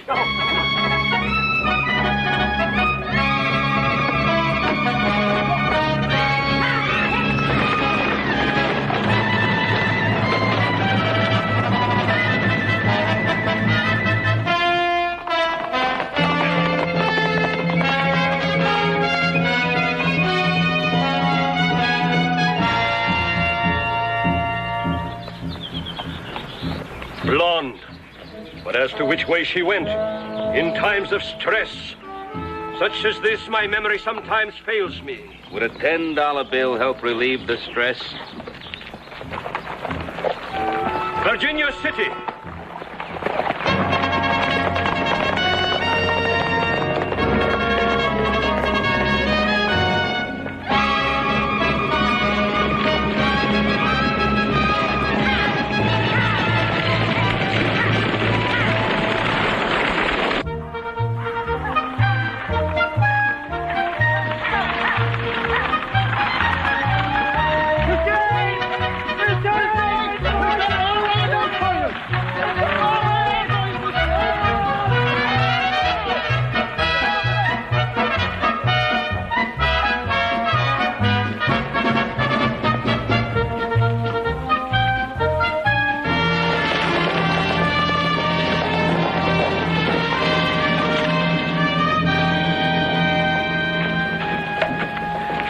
Joe, you take this street and you check the registry at the hotel. Hoss, Right. take this street as far as you can go. If you find any girl that fits the description, you let me know immediately. I'll be around here somewhere. Yes, sir. Come on, keep going.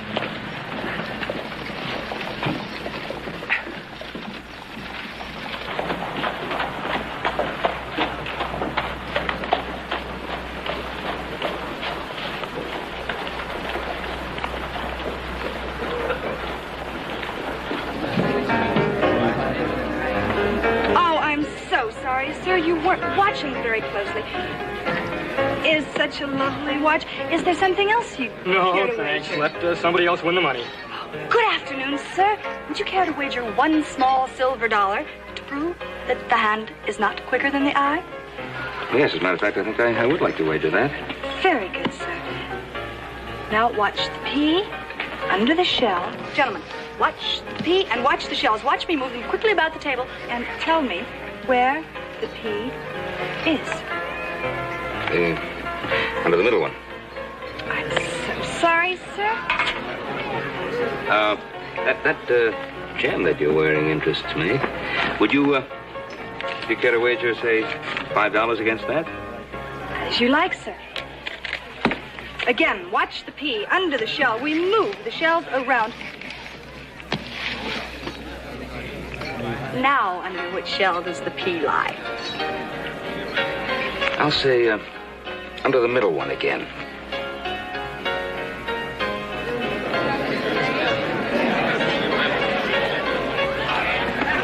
Must be under the middle one. Obviously, you've played this game before, sir, because the pea is under the middle shell.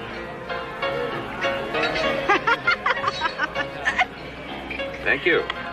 Oh, you forgot your $5. Oh, honey, you keep that. But it's just a chunk of glass. I know. But such nice glass.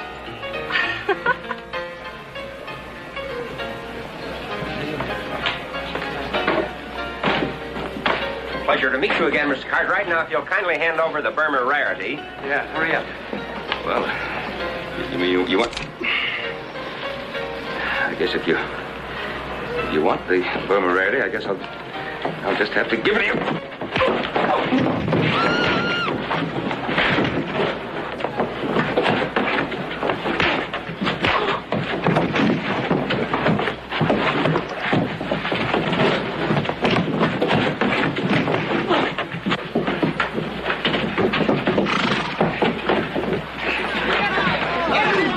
Let him go, Hoss. He's all mine.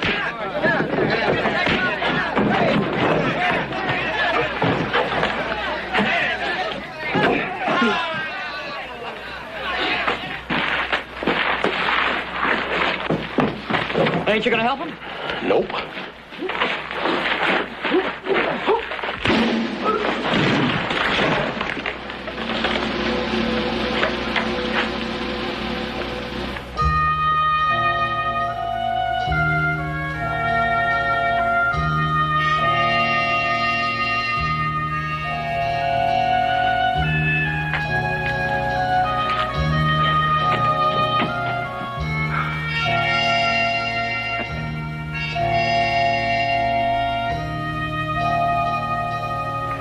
This one's a fake, another fake, another, and another. They're all fakes.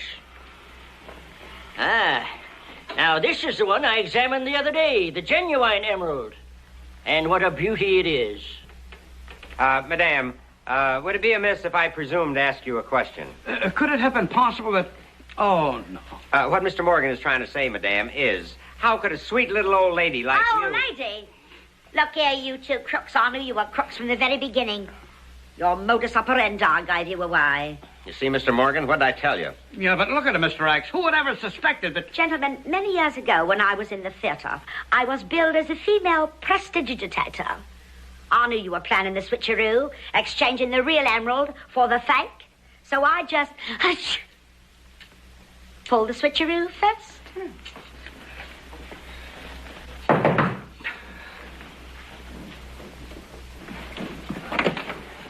Mrs. Hawkins? How do you do? Well, sir, mighty glad to see you back. Mighty glad. We've got the 1,500 lots staked out for you. And now you're ready to complete the deal.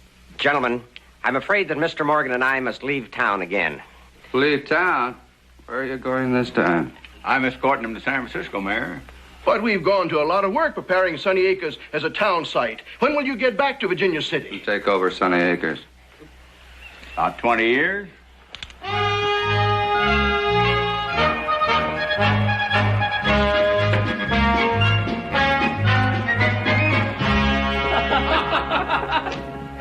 Clementine, you're an amazing woman. Absolutely amazing. Oh, Benjamin, how gallant. And in front of all these people. I just knew when we had our little talk yesterday that you and I would see eye to eye. Now, Clementine, we did get the emerald back for you, didn't we? Yes, but I... And we did have some sort of an agreement. You mean?